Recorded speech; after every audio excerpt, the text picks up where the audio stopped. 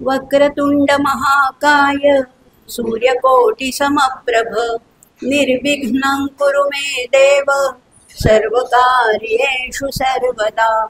अज्ञानतिमिरान्धस्य ज्ञानाञ्जनशलाकया चक्षुरुन्मीलितं येन तस्मै श्रीगुरवे नमः। केयूरान् विभूषयन्ति पुरुषं हारान् चन्द्रोज्ज्वलाः न स्नानं न विलेपनं न कुसुमं नालङ्कृता मूर्धजा। वाण्येकासमलङ्करोति पुरुषं या संस्कृता धार्यते क्षीयन्ते खलु भूषणानि सततं वाग्भूषणं भूषणम्। कैलासराणा शिवचन्द्रमौळी फणीन्द्रमाथा मुकुटी झळाळी कारुण्यसिन्धू भवदुःखहारी तुझ वीण शंभो मज कोण तारी। ओम त्र्यंबकै यजामहे सुगंधिं पुष्टिवर्धनम् उर्वारुकमिव बन्धनात् मृत्योर्मुक्षीयमामृतात्। ओम शांति शांति शांती। असं रोजच्यासारखं सगळ्यांना वंदन केलेलं आहे। रोज सगळ्यांचे आशीर्वाद घ्यायला लागतात, पण ते कालच्या प्रार्थनेवर आज 24 तास उलटून गेलेले आहेत। त्यामुळे आज पुन्हा काहीतरी नवीन विघ्न येऊ शकतं। कालही किंचित माझी तब्येत ठीक नव्हती, त्यामुळे काहींना कळलं किंवा काहींना नसेलही कळलं, पण ते सुद्धा विघ्नच आलं, पण ते त्याने निवारण करून नेलं ना। असाच तो निवारण करणारा असा विघ्नहर्त्या, त्यामुळे रोज त्याला वंदन करायचे, रोज त्याचे आशीर्वाद मागायचे आणि रोज त्याला विनंती करायची की आमच्यावरचं काही छोटं मोठं विघ्न आलं तरी त्याचं तू निवारण कर। त्यामुळे विघ्नहर्त्या गजाननाला वंदन केलेलं आहे, सद्गुरूंना वंदन केलेलं आहे, कारण सद्गुरूंच्या आशीर्वादाशिवाय आपण एक पाऊल सुद्धा पुढे टाकू शकत नाही। असे सद्गुरू, माझे सद्गुरू समर्थ रामदास स्वामी यांना वंदन करत आहे। तिसरं वंदन वाणीची देवता जी शारदा माता, तिला वंदन केलेलं आहे। चौथं वंदन आजचा जो प्रतिपाद्य विषय आहे त्या शिवशंकरांना, कैलास राणा शिवचंद्रमौळी, काय सुंदर वर्णन आहे त्याच्यामध्ये, त्यांना वंदन केलंय। आणि पाचवं वंदन आपण ज्या मंदिरात बसलो आहोत, मृत्युंजयाचं हे मंदिर आहे आणि मृत्युंजयाच्या मंदिरात समोर आपल्या समोर मृत्युंजय, तुमच्या पाठीशी मृत्युंजय आहे, मला समोर त्यांची शिवलिंग दिसतं आहे, त्याच्यामुळेच मला हे बोलवणारा करता करविता तोच आहे, त्यामुळे त्यांना वंदन केलं आहे। मृत्युंजयाचा अर्थही काल आपण मृत्युंजय मंत्राचा अर्थ थोडक्यात पाहिला होता, तसा असं तो जाणून घेत आपण आता जवळजवळ 10व्या अध्यायापर्यंत येऊन पोचलो। 3 दिवसामध्ये आपले 9 अध्याय झाले होते आणि काल थोडा वेळ होता म्हणून मी 10व्या अध्यायाला फक्त सुरुवात केली, पण तरी सुरुवात केली म्हणता म्हणता काही कथाही झाल्यात, पण त्याचा थोडासा पुनरुच्चार करते आणि आपण 10व्या अध्यायाला, आज आपण 10वा जो अर्धा अध्याय आहे आणि 11वा आणि 12वा अतिशय महत्वाचे। आधी एक तर शिवशंकरांची आवडती संख्या म्हणजे 11 आहे, त्यामुळे 11वा अध्याय हा रुद्राध्याय असं त्याला म्हणतात आणि रुद्राध्यायामध्ये सुद्धा त्या महानंदेचं चरित्र किंवा महानंदेची कथा आहे आणि ती किती वेगळी आहे आणि ह्या कथेतनं आपल्याला काय बोध मिळतो हेही आपण बघणार आहोत। असा आज 11वा 12वा अध्याय आणि 10वा जो अर्धा राहिलाय तो या सगळ्याचा आपण आढावा घेणार आहोत। आता करूया सुरुवात मग 10व्या अध्यायात। काल जसं मी म्हटलं की शांती मंत्रामध्ये त्याची सगळी गुणवर्णनं केली असतात। शंकराचं गुणवर्णन कसं आहे, तो उमारमण आहे, हे रंबतात आहे, हिमनग जामात आहे, किंवा त्या मदनाला मारणार आहे, अशी सगळी वर्णनं केली होती। पण आजच्या ह्याच्यामध्ये वर्णन चांगलंच आहे, उत्तमच आहे, पण त्याच्यामध्ये षड्विकारांचा उल्लेख आहे की त्यांनी कामाला कसं मारलंय, क्रोधाला कसं मारलंय, लोभाला कसं मारलंय। कारण या अध्यायामध्ये सगळ्या थोड्याशा तमोगुणाकडे जाणाऱ्या, थोड्या वाईट प्रवृत्तीकडे जाणाऱ्या कथा आपण बघणार आहोत आणि ह्या वाईट प्रवृत्ती म्हणजे काय आणि त्याचा सुद्धा त्यांनी कसं निर्दालन केलेलं आहे आणि त्याच्यातनं आपल्याला सुद्धा आणि आपल्यामध्ये सुद्धा आहेतच ना, सत्व रज तमगुण आपल्यामध्ये सुद्धा आहेत। आपण कितीही मुखवटा घालून वावरत असलो समाजात की मी किती शहाणी, मी किती सज्जन, तरी सुद्धा आपल्यामध्ये त्रिगुण आहेतच आणि अशा तमोगुणाचा कसा त्यांनी संहार केला। त्यामुळे त्याला काम गज विदारक म्हटलेले, क्रोध जलद विध्वंसक, मदतम हारक असं त्याची खूप वर्णनं केलेली आहेत. षड्विकारांचा नाश करणार आहे. काल आपण जी कथा पाहिली अगदी 2-3 मिनिटात ती कालची कथा सांगते, म्हणजे काल जे नव्हते त्यांना त्या कथेचा संदर्भ लागेल. आनर्त देशामध्ये देवस्थ नावाचा एक द्विज होता, वेदाध्ययनी चतुर, अतिशय चांगला. त्याची मुलगी होती शारदा, आणि ह्या शारदेचा विवाह केला होता. 12 वर्षाची झाल्यानंतर तिचा विवाह पद्मनाभाशी लावून देण्यात आला. आणि हा पद्मनाभ एकदा संध्यावंदन करून येत असताना, नदीवरून येत असताना त्याला सर्पदंश झाला आणि तो मृत्यू पावला. साहजिकच त्या शारदेला दुःख झालं, सगळ्यांनाच अतिशय शोक अनावर झाला. पण त्या सगळा शोक आवरून सगळं त्यांनी क्रियाकर्म केलं आणि शारदेला घेऊन ते घरी आले.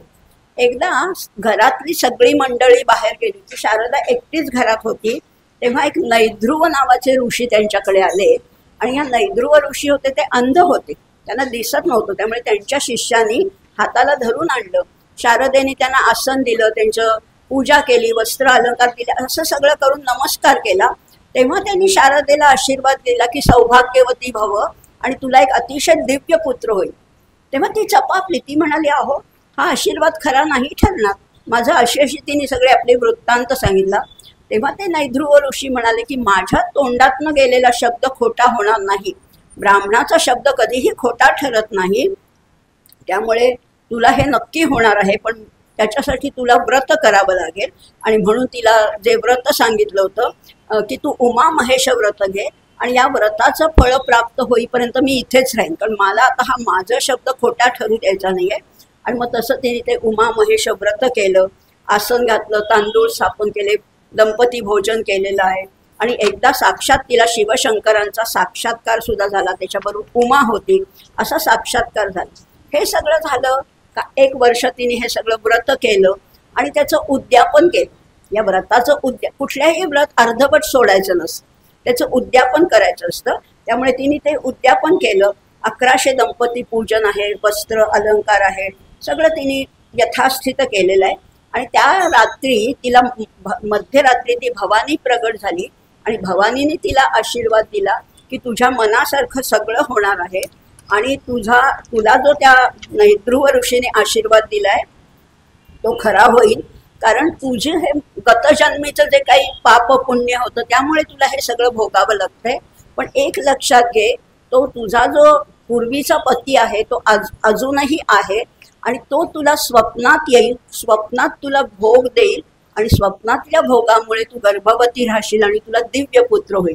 आणि खरोखर काही काळाने असं सगळं घडून आलं. तिला स्वप्नात तो पूर्वीचा पती दिसला, त्यांनी भोग दिला आणि त्याच्यातनं तिला पुत्र झाला सुद्धा. पण आता समाजाला कसं काय हे मान्य होणार?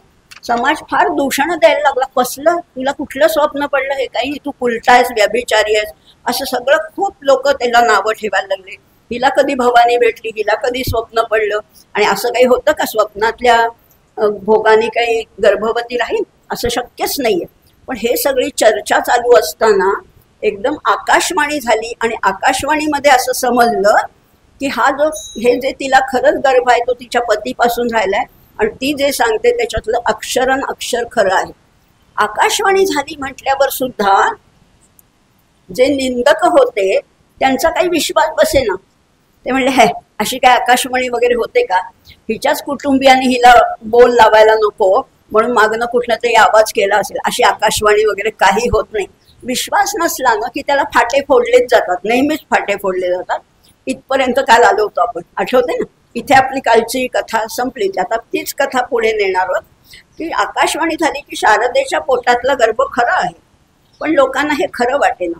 ते म्हणाले की हिच्याच कुटुंबियांनी हिचं पाप झाकण्यासाठी हे आकाशवाणीचं सगळं खोटं कपट नाट्य रचलं असावं. पण हे जरी, आणि आपल्यालाही असं वाटलं ना, असं कसं असेल. पण जेव्हा त्या गावातला एक वृद्ध जाणकार पुण्यवान असा एक गृहस्थ पुढे आला आणि त्यांनी शारदेची बाजू घेतली आणि सगळ्यांना काय बोध केला तो आपणही लक्षात ठेवला. चमत्कृती ह्या जगात घडत असतात, सगळ्याच काही खोट्या नसतात, सगळ्याच काही कपट नसतं. त्या वृद्ध गृहस्थांनी सांगितलं की हे मायेचं कर्तृत्व आहे ना ते अगाध आहे. बघा ना, आता हे आकाश कोणी तोलून धरले? त्यांनी काही उदाहरणं दिली, अतिशय सुंदर आहेत बरं का, लक्ष देऊन. हा शास्त्रार्थ आहे, थोडा शास्त्रार्थ आपण बघतोय रोज. की हे आकाश कुणी तोलून धरले, एकही खांबाचा आधार नाही, कुणी तोलून धरले आकाश, खरं तरी वाटेल का? किंवा आणखीन त्यांनी एक फार सुंदर सांगितलं की जे आपणही लक्षात घ्यायला पाहिजे की पंचमहाभूत जे आहेत, पृथ्वी, आग, तेज, वायू, आकाश, या पंचमहाभूतांचं खरं म्हटलं तर आपापसात वैर आहे, सगळे एकमेकांचे शत्रू आहेत. म्हणजे बघा, अग्नी आहे, त्याच्यावर पाणी पडलं तर अग्नी विझणार आहे, किंवा अग्नीला वाऱ्याने विझवू शकतो, म्हणजे सगळ्यांचं एकमेका, किंवा पृथ्वी ही पाण्यामध्ये विरघळून जाऊ शकते. पण ह्या आपल्या शरीरामध्ये पृथ्वी आहे, आप आहे, तेज आहे, वायू आहे, आकाश आहे, ही पंचमहाभूत अगदी गुण्या गोविंदाने नांदतायत. आश्चर्यच आहे की. मग ह्याच्यावर तुम्ही ठेवताय ना विश्वास, कारण तो आहे, तो आत्मा आत आहे, म्हणून सगळे बरोबर आपापली कर्म उत्तम रीतीने करतायत असं आहे. बघा ना, आणि काळ्या खोडातनं हिरवी पानं कशी काय उमलतात? झाडाचं खोड तर काळं आहे, पाणी घालतो आपण, पण हिरवी पानं निघतात कशी? किंवा आपण कितीतरी वेगवेगळे पदार्थ खातो, पिवळं वरण खातो, पांढरा भात खातो, हिरवी पालेभाजी खातो, चटणी खातो, कोशिंबीर खातो, टोमॅटो खातो, सगळ्याचे रंग वेगळे आहेत, पण या सगळ्याचं मिळून जे रक्त बनतं ते लालच आहे की. हिरवं रक्त, निळं रक्त नाही ना होत, पिवळं रक्त असं काही होत नाहीये. कोण बनवतो? मग हे चमत्कारच नाही का? किंवा अगदी कुंतीच्या पुत्रांना तुम्ही मान्यता देता, 5 पांडव ते नियोगातूनच जन्मलेत की, मग त्यांना तुम्ही मान्यता देता किंवा युपकेतू राजाचं वीर्य नुसतं जलात पडलं आणि एका वेश्येला गर्भधारणा झाली, तेवढं प्राशन केल्याने शक्य आहे. त्यामुळे ऋष्यशृंगी ऋषींचा जन्म हे सगळं आहे. या सगळ्यावर तुम्ही विश्वास ठेवता, तर मग ह्या बिचाऱ्या शारदेच्या वचनावर का नाही विश्वास ठेवत, असं त्यांनी म्हटलेलं आहे. आणि मग लोकांना जसं जसं विचार करू तसं तसं हळूहळू पटायला लागलं. आणि खरंच आहे, ही कर्माची गती आहे ना, अगदी फार सुंदर आमच्या कबीरांचं भजन आहे, कर्म की गती न्यारी संतो, कर्म की गती न्यारी. किंवा एक अतिशय सुंदर कविता आहे, अगदी आता व्हॉट्सॲपवर सगळ्यांना माहिती आहे की खरंच आहे, जेवढं आपण विचार करून आपल्या स्वतःच्या शरीराचा किंवा आजूबाजूला घडणाऱ्या सगळ्या निसर्गाचा जितका विचार करू तितकं हे सगळं चमत्कृतीपूर्ण आहे. एक व्हॉट्सॲपवर नेहमी येते कविता, कोण रक्षितो गर्भामध्ये, कोण रक्षितो गर्भामध्ये, कोण पुरवितो तेथे वारा, कोण निर्मितो बाळासाठी जन्मा आधीच अमृतधारा. चमत्कारच आहे हे सगळं. काय त्याची किमया आहे? कोण घडवितो वटवृक्षाला कणा एवढ्या बीजामधून. वटवृक्ष एवढा मोठा असतो, त्याचं बीज शोधून पाहिलं तरी सापडत नाही, ते फळं फोडली तरी एवढं खसखसीपेक्षाही बारीक बीज असतं. एवढ्या बीजातनं एवढा मोठा वटवृक्ष होतो. कोण देत असे फळास गोडी, जीवन शोषुनी पाण्यामधुनी. कसं काय शक्य आहे? कोकिळ कंठी कोणी दिदले, गंधर्वाचे अपूर्व लेणे, वसंत येता आम्रतरूवर, कोण फुलवितो त्याचे गाणे. सगळा चमत्कारच आहे. त्यांना कसं कळतं बरं? कोकिळेला कळतं तरी कसं वसंत आलाय? कॅलेंडर नाही, घड्याळ नाही, कसं कळतं? मग हा चमत्कारच आहे ना. मग या शारदेवर विश्वास ठेवा. अशा अनेक उदाहरणांनी त्यांनी शारदेची बाजू घेतली आणि मग लोकांना थोडं थोडं पटायला लागलं. अशी उदाहरणं दिली तरी थोडे लोक निंदा करतच होते. पुन्हा देववाणी झाली, पुन्हा आकाशवाणी झाली, पुन्हा देववाणी झाली की जो कोणी शारदेच्या पोटातील गर्भाला असत्य म्हणेल त्याच्या तोंडामध्ये किडे पडतील. तरी देखील काही लोक आक्षेप घेऊ लागले. त्यांच्या जिभा खरोखर चिरल्या गेल्या आणि तोंडातून किडे पडायला लागले. हे पाहून मात्र काही जणांनी शारदेसमोर अक्षरशः लोटांगण घातलं आणि स्तुती केली आणि तिला रेणुका मातेप्रमाणे म्हणायला लागले खरोखर. आणि तिला तसाच तेजस्वी पुत्र झाला. त्याचं नाव ठेवलं शारदानंदन, शारदेचा मुलगा म्हणून शारदानंदन असं म्हटले. मग 30 पुत्र झाला सतेज, लोक म्हणती शारदात्मज, वाढत जैसा द्विजराज, शुद्ध द्वितीय पासून. असा तो वाढत गेला. आता तो मुलगा अतिशय दिव्य होता, तेजस्वी होता, देखणा होता. त्याचं उपनयन झालं. 8व्या वर्षी त्यांनी वेदाध्ययन केलं. 4 वेद, षटशास्त्र, सगळी पुराण मुखोद्गत केली. असा हा शारदानंदन होता. आता या मुलाबरोबर ही शारदा गोकर्ण क्षेत्री गेली. आपण दुसऱ्या दिवशी पाहिलं तो गोकर्णाचं महात्म्य. इथे पुष्कळ यात्रा आलेल्या होतात. अशाच एका यात्रेमधनं एक दुसरा ब्राह्मण आला जो हिचा पती होता, द्रविड देशीचा राजा. जो हिच्या स्वप्नात आला तो ब्राह्मण आला होता.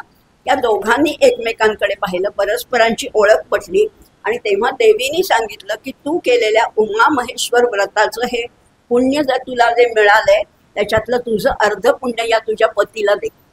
आणि त्याप्रमाणे तिने अर्ध पुण्य दिलं, त्याचा पुत्र त्याला दे. आता पुण्य द्यायचं म्हणजे नेमकं काय करायचं, त्याचा पुत्र त्याला दे, तू पण त्याच्याकडे जाऊन राहा, पण कशी, व्रतस्थ. व्रतस्थ एकमेक पती पत्नींचे संबंध नाही, अशी तू तिथे 4 महिने राहिलीस तर तू शिवपदाला पावशील. आणि खरोखर त्या शारदेने त्या पुत्राला पित्याकडे सोपवलं आणि 4 महिने तिथे व्रतस्थ राहिली. पतीचं दर्शन घेत असे पण ती दुरूनच घेत असे. आणि तिचा पुत्र म्हणजे पृथ्वीवरला महापंडित ठरला. त्यांनी मोठं तप केलं, आई वडिलांची खूप सेवा केली, त्यांना जणू काही शिवगौरीप्रमाणे मानलं. आणि जो आई, याचं शेवटी तात्पर्य सांगितलंय, कालपासून आपण बघतोय, कुणालाही परमेश्वर प्रसन्न झाला, काही वर माग म्हटलं तर ते काय वर मागतात की माझ्या आई वडिलांचं भलं होऊ दे. माझ्या आई, मी प्रल्हादाचंही उदाहरण नेहमी सांगते, हिरण्यकश्यपूने इतका त्रास दिला पण जेव्हा नरसिंहाने विचारलं तुला काय पाहिजे, माझ्या वडिलांना उत्तम गती दे. इथे सुद्धा तेच म्हणलंय, जो आई वडिलांची सेवा करत नाही त्याचं ज्ञान, त्याची विद्या, त्याचं थोरपण, त्याचं भाग्य सगळं काही व्यर्थ आहे असं म्हटलेलं आहे. आता अगदी शेवटाकडे आपण आलेलो. आता जो शारदेचा जो भरतार होता, जो भेटला द्रविड देशाचा राजा, यावरी शारदेचा भ्रतार महातपस्वी योगीश्वर शरीर ठेवोनी परत्र पावला तो शिवपद. त्यालाही शिवपद प्राप्त झालं या मुलामुळे. आई वडिलांचं भलं कशामुळे झालं, या मुलामुळे. शारदा ही चिंतुनी मदन दहन करी विधियुक्त सहगमन पती समवेत कैलास भुवन पावोन सुखे राहिली. ती पण त्याच्याबरोबर तिने सहगमन केलं आणि ती कैलासाला गेली.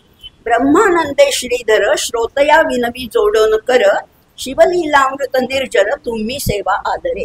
तुम्ही शिवलीलामृताचं सेवन करा असं म्हणून शेवटी म्हटलेलं आहे. शिवलीलामृत ग्रंथ प्रचंड स्कंद पुराण ब्रह्मोत्तर खंड परिसोत सज्जन अखंड दशमाध्याय गोढा इति दशमोध्यायः समाप्तः. श्री सांब सदाशिवार्पणमस्तु. शुभम भवतु. आता आपण आता 3 दिवस आपले प्रथा ठरली हो की नाही. आता सगळे तुम्ही आपण एकमेकांचे ओळखीचे झाले, त्यामुळे आपले काय ठरले हेही तुमच्या लक्षात आहे. एक अध्याय झाल्यावर आपण एक स्तोत्र म्हणतो, शिवाचं एक सुंदरसं स्तोत्र म्हणतो. आत्तापर्यंत आपण तांडव म्हटलं किंवा शिव अपराध क्षमापन म्हटलं, 12 ज्योतिर्लिंग म्हटलं, अशी अनेक स्तोत्र आपण रोज एक अध्याय जसा होता. आता 9 स्तोत्र तर आपली झाली आहेत म्हणून. आज आता जरा असं वेगळं स्तोत्र घेणार आहोत. हे सगळं जे स्वप्नात येऊन भोग देणं हे सगळं मनानेच होतं ना, वस्तुतः प्रत्यक्ष संबंध नाहीये, सगळं मनाचंच आहे. म्हणून आज आपण निवडले ते शिव मानस पूजा. शिव मानस पूजा. कधी कधी असं होतं ना, आपल्याकडे काही साहित्य नाहीये, सामग्री नाहीये, पैसे नाहीयेत, काही नाहीये, पण मन तर आहे ना. हे सगळं मनानेच कल्पना करायची, मनानेच त्याला व्हायचंय. कसं व्हायचंय, आचार्यांचंच वर्णन आहे. रत्नैः कल्पितमासनं हिमजलैः स्नानैश्च दिव्यांबरं नानारत्नविभूषितं मृगमदा मोदाङ्कितं चन्दनं जाति चम्पकबिल्वपत्ररचितं पुष्पञ्च धूपं तथा दीपं देवदयानिधे पशुपते हृत्कल्पितं गृह्यताम्. काय केलंय, रत्नांचं आसन नुसतं कल्पना केली आहे. स्नान कशाने घातले, हिमजलई, दिव्य अंबर आणलेली आहे. नाना रत्न विभूषितम, अंगाला उटी लावलेली आहे, मृगाची कस्तुरी लावलेली आहे. मृगमदा मोदांकितय चंदनम, फुलं कुठली कुठली वाहिली आहेत, जाई आहे, चाफा आहे, बिल्वपत्र आहे, पुष्प म्हणजे अनेक प्रकारची फुलं आहेत, धूप आहे, दीप आहे. हे पशुपते मी हृत्कल्पितम गृह्यता, मी मनाने कल्पना केली, त्याचं सगळ्याचं तू सेवन कर, ग्रहण कर असं म्हटलेलं आहे. आता हे तर झाली, ही पूजा झाली. नेहमी षोडशोपचारे पूजामध्ये हे सगळं धूप आधी पहिल्यांदा आवाहन, मग आसन, मग स्नान, मग वस्त्र, मग अलंकार असं सगळं असतं. त्याच्यानंतर मग काय असतं, नैवेद्य असतं. नैवेद्य सुद्धा इथे कल्पनेनेच नैवेद्य दाखवलाय. काय म्हटलेलं आहे, सौवर्णे नवरत्नखंड खचितं पात्रे घृतं पायसं भक्ष्यं पंचविधं पयोदधियुतं रंभाफलं पानकं शाकानामयुतं जलं रुचिकरं कर्पूरखण्डोज्ज्वलं ताम्बूलं मनसा मया विरचितं भक्त्या प्रभो स्वीकुरु. काय काय दिलंय बघा, सगळं दिलेलं आहे. पयोदधियुतम, दूध आहे, दही आहे. रंभाफल, रंभाफल म्हणजे केळं बरं का. रंभाफलम पानकम, अनेक प्रकारच्या भाज्या आहेत. शाकानामयुतम जलम रुचिकरम, साधं पाणी नाही आहे, त्या पाण्याला सुगंधित केले वाळा घालून किंवा काही सुगंधी द्रव्य घालून. कर्पूर खंडोज्वलम, आणि हे सगळं भोजन झाल्यानंतर तांबूल दिलेलं आहे, विडा दिलेला आहे. कसा? प्रत्यक्ष नाही, फक्त मनाने. तांबूलम मनसा मया विरचितम भक्त्या प्रभो स्वीकुरु. आता हे झालं, पूजा झाली, स्नान झालं, सगळं झालं, भोजन झालं. आता याच्यानंतर मनोरंजन पाहिजे ना. जे आपल्याला तेच देवाला, यथा देहे तथा देवे. आपल्याला जे हवंसं वाटतं ना, सगळं देवाला अर्पण करायचं. बघा ना, मला तर खूप गंमत वाटते. पंढरपूरच्या विठोबाला उन्हाळ्यामध्ये चंदनाची उटी लावतात. आपल्याला जसं गरम होतं, आपल्याला शांत गार काहीतरी लावावं असं वाटतं, त्यालाही वाटतं. थंडीमध्ये त्याला स्वेटर घालतात. अगदी सारसबागेच्या गणपतीला सुद्धा स्वेटर घालतात. ही खरी भक्ती आहे, ही सगुण भक्ती आहे. पण आपल्यासारखंच त्याला पण आहे. जसं इथे आता म्हटलंय, आता सगळं झालं, भोजन झालं, प्रसाद झाला. आता काय आहे, त्याचं मनोरंजन आहे. छत्रै चामरयोर युगम व्यजनकम चादर्शकम निर्मलम वीणा भेरी मृदंग काहल कला गीतंच नृत्यं तथा साष्टांगम प्रणति सुतिर्बहुविधा ये तत्समस्तं मया संकल्पेन समर्पितं तव विभो पूजागृहाण प्रभो. व्यजनकम, व्यजन म्हणजे पंखा. भोजन झाल्यावर जरा गरम होतं ना, पंख्याने त्याला वारा घातलेला आहे, आरसा दाखवले. चादर्शकम निर्मलम, आणि मग एकीकडे सगळा वाद्यवादनाचा कार्यक्रम चालू आहे. वीणा भेरी मृदंग काहल कला गीतंच नृत्यं तथा, त्याचं मनोरंजन करण्यासाठी. अशा तुला मी साष्टांगम प्रणति स्तुतीर बहुविधा येतच समस्तं मया. मी फक्त हे कल्पना केलेलं आहे. संकल्पेन समर्पितं तव विभो पूजा, माझी ही पूजेचा स्वीकार कर, असं म्हणून त्याला विनवणी केली. आणि कालचा जो मंत्र होता तो ह्याच्यात आहे पुढे. खरं, आत्मा त्वंगिरीच्या मते सहचरा. बाहेर कुठेही शोधायचं नाहीये. आपण इकडे जा तिकडे जा, तीर्थस्थानं इकडे पुष्कळ शोधाशोध करतो, पण खरा कोण आहे तो इथेच आहे. आत्मा त्वंगिरीजा मती सहचरा प्राणा शरीरं गृह पूजा ते विषयोपभोग रचना निद्रा समाधी स्थिती संचारक पदयो प्रदक्षिण विधी स्तोत्राणि सर्वागिरो यत यत कर्म करोमि तत्तदखिलम शंभो तवाराधनम. असं काय जे मी करीन ते सगळी तुझीच पूजा आहे. मी जे करीन ते, जी माझी हालचाल असेल ती सुद्धा तुझी पूजा समजून घे. तो इतका क्षमाशील आहे, तो इतका करुणासागर आहे, त्यामुळे तो सगळं समजून घेतो. मी जे काही चालतोय ती तुझी प्रदक्षिणा आहे, मी जे काही बोलतोय तुझी स्तोत्र आहे, असं म्हणून त्याला वारंवार विनवणी केलेली आहे. आणि शेवटी म्हटलेलं आहे, जे काही माझ्याकडनं घडेल, करचरण कृतं वा काय जंकर्म जंवा श्रवण नयन जंवा मानसं वा पराधम विहितम विहितं वा सर्व मे तत्क्षमस्व जय जय करुणाब्धे श्री महादेव शंभो. पुन्हा पुन्हा विनवणी केलेली आहे. आणि तो विनवणीला नक्कीच तो दाद देतो आणि त्याप्रमाणे तो आपल्यावर कृपेचा वर्षाव करतो. असं हे स्तोत्र आपण पाहिलं. 10वा अध्याय पूर्ण झाला. आता सगळ्यांना ज्याची उत्सुकता आहे त्या 11व्या अध्यायाला सुरुवात करूया. याच्यामध्ये जसं काल आपण भस्माचा महिमा पाहिला, तसा आज पाहणार आहोत तो रुद्राक्षाचा महिमा. रुद्राक्ष अतिशय प्रिय. रुद्राक्षाचा काय महिमा आहे तो बघूया आणि महानंदेची कथा बघणार. अध्याय 11वा. श्री गणेशाय नमः. धन्य धन्य तेची जन जे शिवभजनी परायण सदा शिवलीलामृत श्रवण अर्चन सदा शिवाचे. जो सहस्र रुद्राक्ष करी धारण त्यासी वंदिती सुरगण तो शंकरची त्याचे दर्शन घेता तरती बहु जीव बहु. जो सहस्र रुद्राक्ष धारण करेल तो साक्षात शंकरच होणार असं म्हटलेलं आहे. आणि त्याचं दर्शन घेण्यासाठी सुरगण सुद्धा येतील. आता इतकं सोपं आहे का? 1000 रुद्राक्ष आपण काय विकत आणू आणि करू तसं नाही. एक तर जसं मी पहिल्या दिवशी बिल्वपत्राचं सांगितलं होतं तसंच आहे. ते रुद्राक्ष एक तर प्युअर पाहिजे, शुद्ध पाहिजे, ओरिजिनल पाहिजे, त्याची काही त्याचे कस आहेत, त्याचे निकष आहेत, तसं पाहिजे. बरं, आता 1000 समजा रुद्राक्ष सांगितली, कुठे घालायची, कशी घालायची, लगेच सांगितलंय. षोडश षोडश दंडी जाण, दोन्ही दंडावर 16 रुद्राक्ष बांधायचे. बांधावे रुद्राक्ष सुलक्षण, शिखे माझी एक बांधावा पूर्ण, शिवस्वरूप म्हणून. वरती जे शिखा बांधलेली असते तिथे एक रुद्राक्ष बांधावा. यावरोनी करिता स्नान, तरी त्रिवेणी स्नान केल्या समान, असो द्वादश द्वादश मनगटी पूर्ण, रुद्राक्ष बांधिले आदरे. 12 दोन्ही मनगटामध्ये बांधायचे.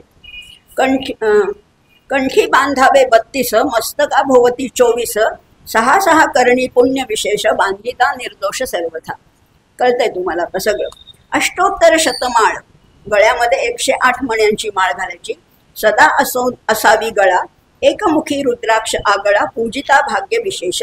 अशा त्या रुद्राक्षाचं पुष्कळ वर्णन केलेलं आहे. ते मुळातनंच वाचायला पाहिजे ज्यांना त्याचं तसं करायचं असेल ते. आता कथेला लगेचच प्रारंभ करू, कारण मोठी आहे कथा. काश्मीर देशीचा नृप पावन. किती प्रदेश हिंडून आलो ना आपण. विदर्भाला काय गेलो, द्रविड देशात काय गेलो, अवंती नगरीला काय गेलो, आता आज काश्मीरला जायचंय म्हणे. जाऊया चला. काश्मीर देशीचा नृप पावन, नामाभिधान भद्रसेन. तो जो राजा होता त्याचं नाव भद्रसेन. विवेक संपन्न प्रधान, परम चतुर पंडित. आता हा जो भद्रसेन नावाचा राजा राज्य करत होता तो स्वतःच अतिशय सुलक्षणी होता, विद्वान होता, शस्त्रांनी युक्त होता, वीर होता. त्याचा प्रधान सुद्धा तसाच होता. आता रोज आपण बघते दोघांच्या जोड्यात. काल सुद्धा भद्रायू आणि त्या प्रधानाचा मुलगा सुनय होता. रोज ह्या दोघांच्या कमीत कमी दोघं असल्याशिवाय कुठलंच कार्य पूर्ण होत नाही. प्रश्नोपनिषदामध्ये सुद्धा आपण पाहिलं, प्राण आणि रई दोघांची जोडी आहे. किंवा शिवशक्ती घ्या, किंवा प्रकृती पुरुष घ्या, ब्रह्ममाया घ्या, काहीही घ्यावं, 2 असल्याशिवाय काही पूर्तताच नाही. इथे आता गंमत काही, हा राजाचा एक मुलगा आहे आणि हा प्रधान सुद्धा विवेक संपन्न आहे. दोघंही उत्तम आहेत, अनुष्ठान करणारे, वेदाध्ययनी आहेत. या दोघांना एक मुलगा आहे. राजाचा मुलगा जो आहे त्याचं नाव आहे सुधर्म. प्रधानाचा मुलगा आहे त्याचं नाव आहे तारक. सुधर्म आणि तारक, जसे त्यांचे दोघांचे वडील जवळचे होते तशी ही मुलं पण त्याच वातावरणात वाढलेली. दोघेही उपजत शिवभक्त होते, शिवध्यान करणारे वैराग्यशील होते दोघही मुलं. पण कुठलीही गोष्ट आपण दुसऱ्या दिवशीच पाहिलं होतं, चांगल्या गोष्टीचा सुद्धा अतिरेक झाला ना की ते सुद्धा विष होतं.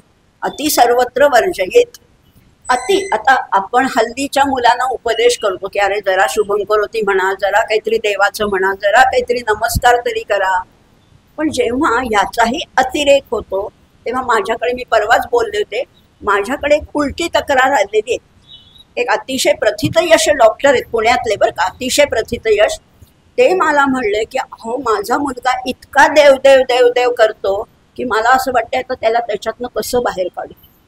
खरी गोष्ट आहे, उत्तम, त्याची प्रॅक्टिस उत्तम आहे, पण दिवसभर आणि इतकं ओळं म्हणजे त्यांच्या घरात मोलकरीण सुद्धा नाहीये, पण ते अन्न प्रदूषित होईल म्हणून सगळं ते घरी करतात, सगळं काम उत्तम, सांपत्तिक स्थिती उत्तम आहे. पण इतकं टोक आहे की त्या सोवळ्या ओवळ्याचं आणि त्या देवदेवतांच्या ते मंत्र एवढ्या माळा झाल्याच पाहिजे वगैरे, तर हे दुसरं टोक आहे. आता इथे आपण बघणार आहोत ही जी 2 मुलं आहेत सुधर्म आणि तारक, इतकं देवाचं म्हणजे शिवाचंच त्यांना वेळ होतं. त्यांना भरजरी वस्त्र नको. आता राजाचा मुलगा आहे बरं का, भरजरी वस्त्र नको, मौल्यवान अलंकार नको, ते काढून टाकून अंगाला भस्म लावून ते दोघं रुद्राक्ष धारण करत असत. त्यांना दोघांना माणसामध्ये मिसळायला सुद्धा आवडत नसे, एकांत. ते दोघं असे एकांतात जायचे. शिवलीलामृताचं सारखं श्रवण करावं असं वाटे. सतत त्यांना तो ध्यास लागला होता, शिवपूजन पाहण्याचा, शिवनामावली मुखानी बोलण्याचा. आता ह्या दोन्ही कुमारांना शिक्षा केली. आता वडील रागवले, हे अति झालं तुझं, फार चाललंय. शिक्षा केली तरी ते आपलं व्रत सोडत नसत. राजा आणि प्रधान दोघेही चिंतातूर झाले. पण एकदा काय झालं, शेवटी त्यांची सुद्धा तपश्चर्या फळाला आली. आणि काय झालं, पराशर ऋषी आले त्यांच्याकडे. कशावर तरी काहीतरी उपाय असतो ना, सोल्युशन असतंच. आता हे अगदी हात टेकले, चांगलीच गोष्ट आहे, काही वाईट व्यसनी आहेत का काही आहे, काही नाही. फक्त ते शिवपूजनाचा सुद्धा अतिरेक झाला. आता करायचं काय, तर त्याच्यावर ते पराशर ऋषी त्यांच्याकडे आले. असं म्हटलेलं आहे, तो उगवला सुकृत मित्र, घरासी आला पराशर, सवे वेष्टित ऋषींचे भार, अपर सूर्य तेजस्वी. कसे होते पराशर ऋषी? अतिशय तेजस्वी. जो कृष्ण द्वैपायनाचा जनिता, तिरकाळ ज्ञानी सृष्टी करता, जो वसिष्ठांचा नातू तत्वता, राक्षस सत्र केले जेणे. कोण आहेत पराशर ऋषी? माहितीये ना आपल्याला? आपण म्हणतो ना गीतेच्या आत्तीमध्ये, पाराशर्य वच सरोज ममलम गीतार्थ गंधोत्कटन. पराशर ऋषी म्हणजे कोण आहेत? इथे म्हटलेलं आहे कृष्ण द्वैपायनाचा जनिता, म्हणजे व्यासांचे पिता आहेत.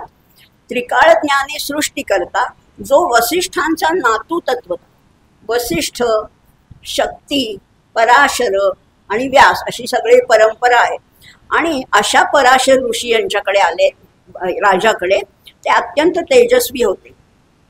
यांनी पूर्वी राक्षस सत्र केलं होतं. जनमेजयाने जे सर्पसत्र केलं होतं ते आस्तिकाने रोखलं होतं. तसं पराशराने जे राक्षस सत्र केलं होतं तेव्हा पुलस्तीने त्यांना प्रार्थना करून अडवल्यामुळे रावणादी राक्षस वाचले. सत्र म्हणजे विध्वंस. जसं जनमेजयाने सगळे सर्प मारून टाकायचं ठरवलं होतं, पण ते आस्तिकाने रोखलं. कारण सर्प ही आवश्यक गोष्ट आहे. आपल्याला भीती वाटते, खरी गोष्ट आहे, पण सर्प हा शेतकऱ्यांचा मित्र आहे. त्यामुळे त्या कशाचीच हत्या पूर्ण करायची नाहीये. आणि तसंच इथे हे राक्षस सत्र सुद्धा पुलस्तीने रोखून वाचवलं. आणि म्हणून पुढे रावणाचा जन्म झाला. आणि रावण सुद्धा आवश्यकच आहे, म्हणून तर रामायण घडलं.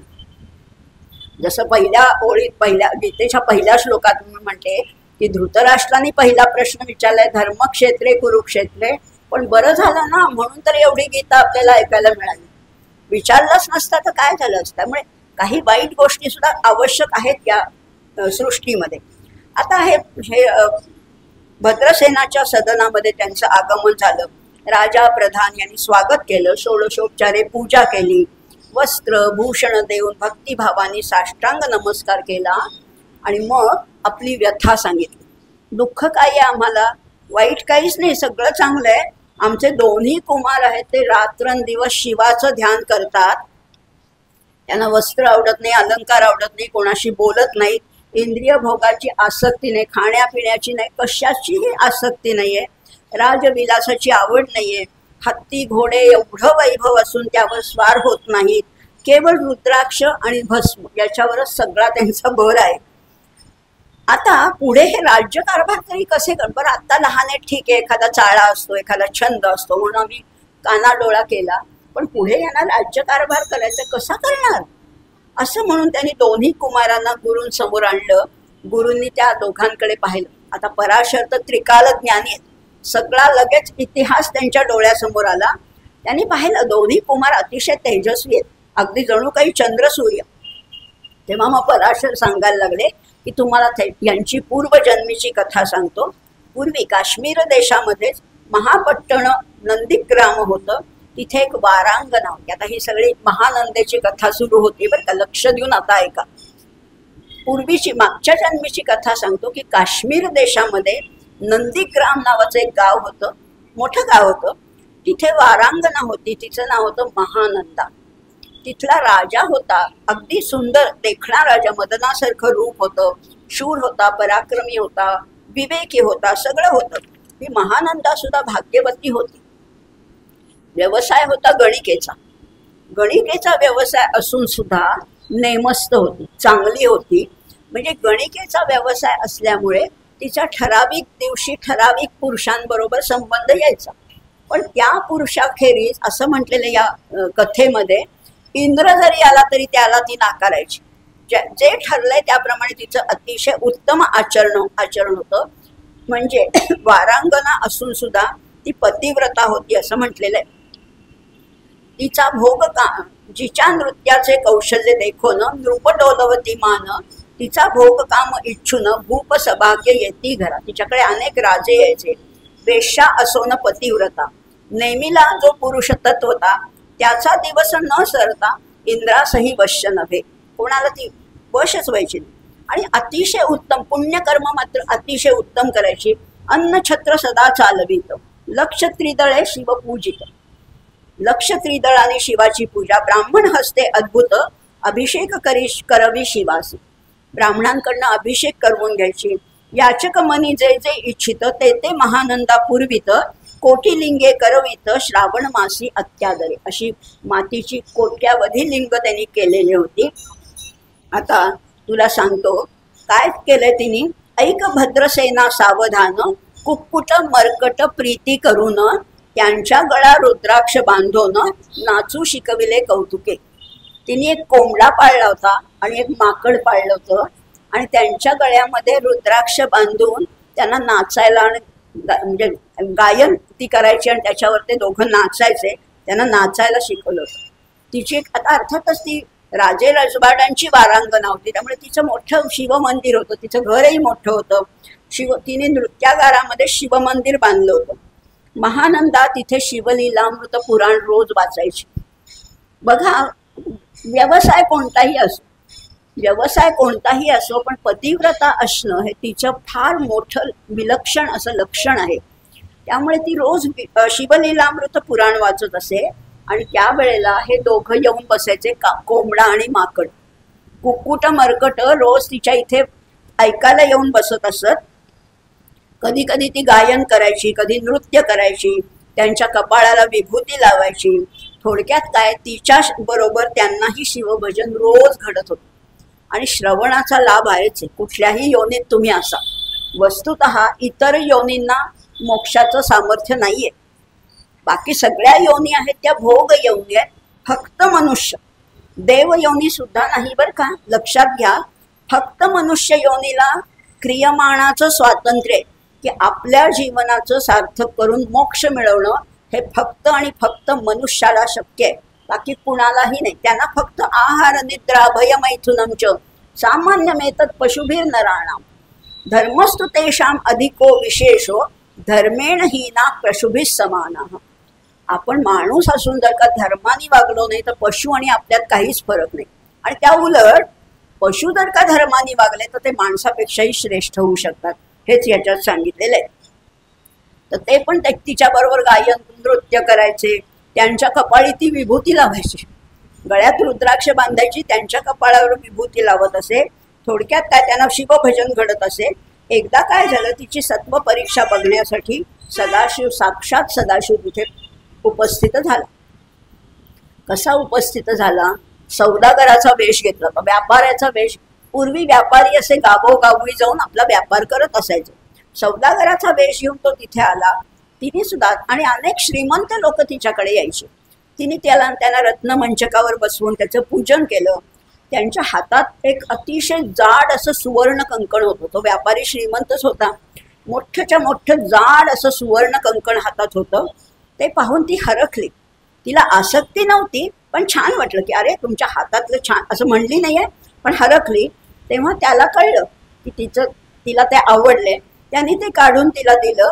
जणू काही विश्वकर्म्याने निर्मिलेली दिव्य वस्तू असावी असं तिला वाटलं आणि म्हणून तिने ते जपून ठेवलं. हे इतकं पृथ्वी मोलाचं कंकण सौदागरांनी दिल्यामुळे महानंदेने ठरवलं की आता 3 दिवस त्याची दासी बनून राहण्याचं तिने वचन दिलं आणि त्यानेही ते मान्य केलं. तुम्ही मला एवढं दिलं ना तर 3 दिवस मी तुमची पूर्ण सेवा करीन असं म्हटलेलं आहे. त्यांनी काय केलं. तर हे तर झालं त्यांचं बोलणं झालं. आता त्यांनी ते जवळ त्यांच्या आणखीन एक दिव्य लिंग होतं. स्फटिकाचं झळझळीत सूर्यप्रभेहून तेजस्वी असं लिंग होतं. तेही त्यांनी महानंदेकडे दिलं आणि सांगितलं की हे नीट ठेव बरं का. जपून ठेव असं सांगितलं. आणि त्याच्यावर त्या सौदागरांनी सांगितलं की हे लिंग म्हणजे जणू काही माझा प्राण आहे. हा माझा प्राण आहे. हे जर का भंगलं तर मी दग्ध होईल. अग्निप्रवेश करीन. तू नीट सांभाळून ठेव. माझं व्रत जे आहे ते फार कठीण आहे. तिलाही ते योग्य वाटलं. बरोबर आहे. एवढं त्यांनी आपल्याला ते हातातलं कंकण दिलंय, दिव्य लिंग दिलंय तर आपली जबाबदारीच आहे ते नीट ठेवण्याची.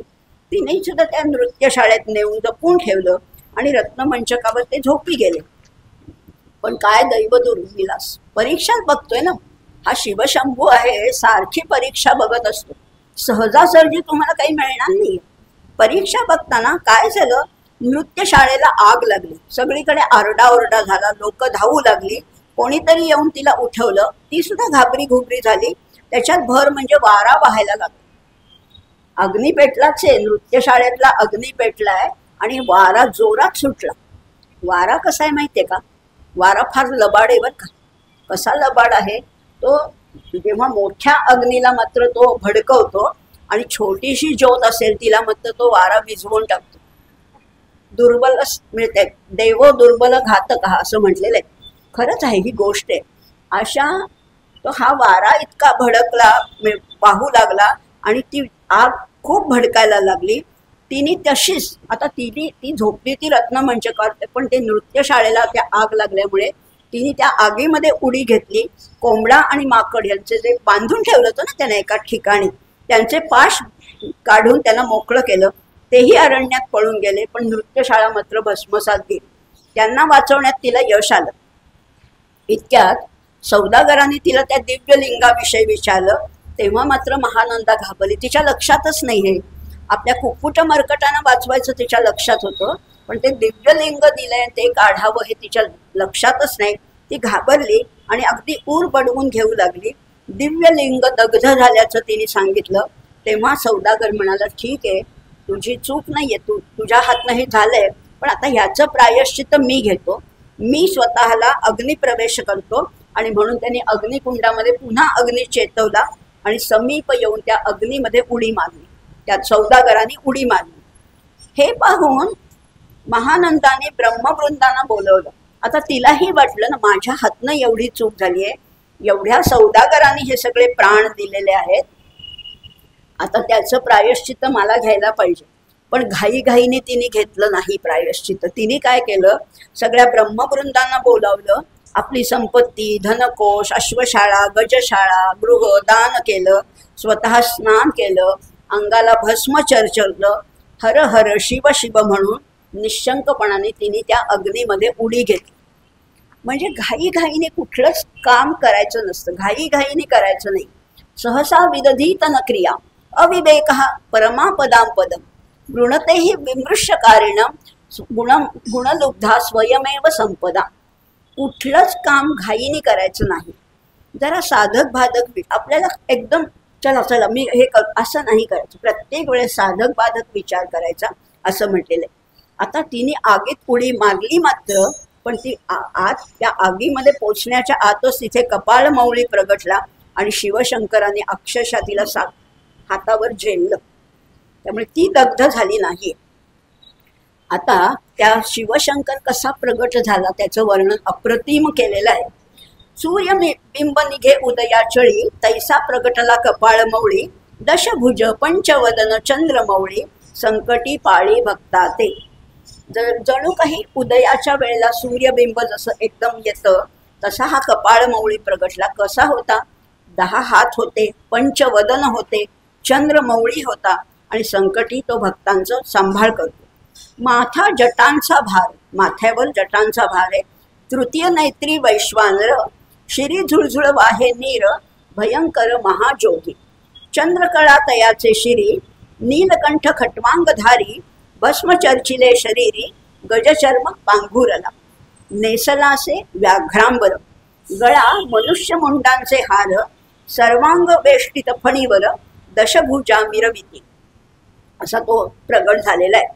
आता त्याने तिला कसं झेललं, अक्षरशः हातावर झेललंय बरं का.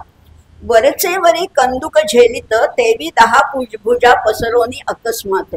चेंडू जसा झेलावा, कॅच जसा घ्यावा तसं तिला झेललेलं आहे. महानंदेसी झेलून धरित, हृदय कमली परमात्मा. म्हणे जाहलो मी सुप्रसन्न, मी तुझ्यावर प्रसन्न झालोय. महानंदे माग वरदान, ती म्हणे हे नगर उद्धरून, विमानी बैसवी दयाळ. तू काय कर, ह्या माझ्या नगराचा उद्धार कर आणि मला दिव्य विमानात बसून तुझ्या ठिकाणी घेऊन चल. माता बंधू समवेत, महानंदा विमानी बैसत, दिव्य रूप पावोन त्वरित, नगरा समवेत चालली आता विमानात बसून. आणि कुठे पोचली?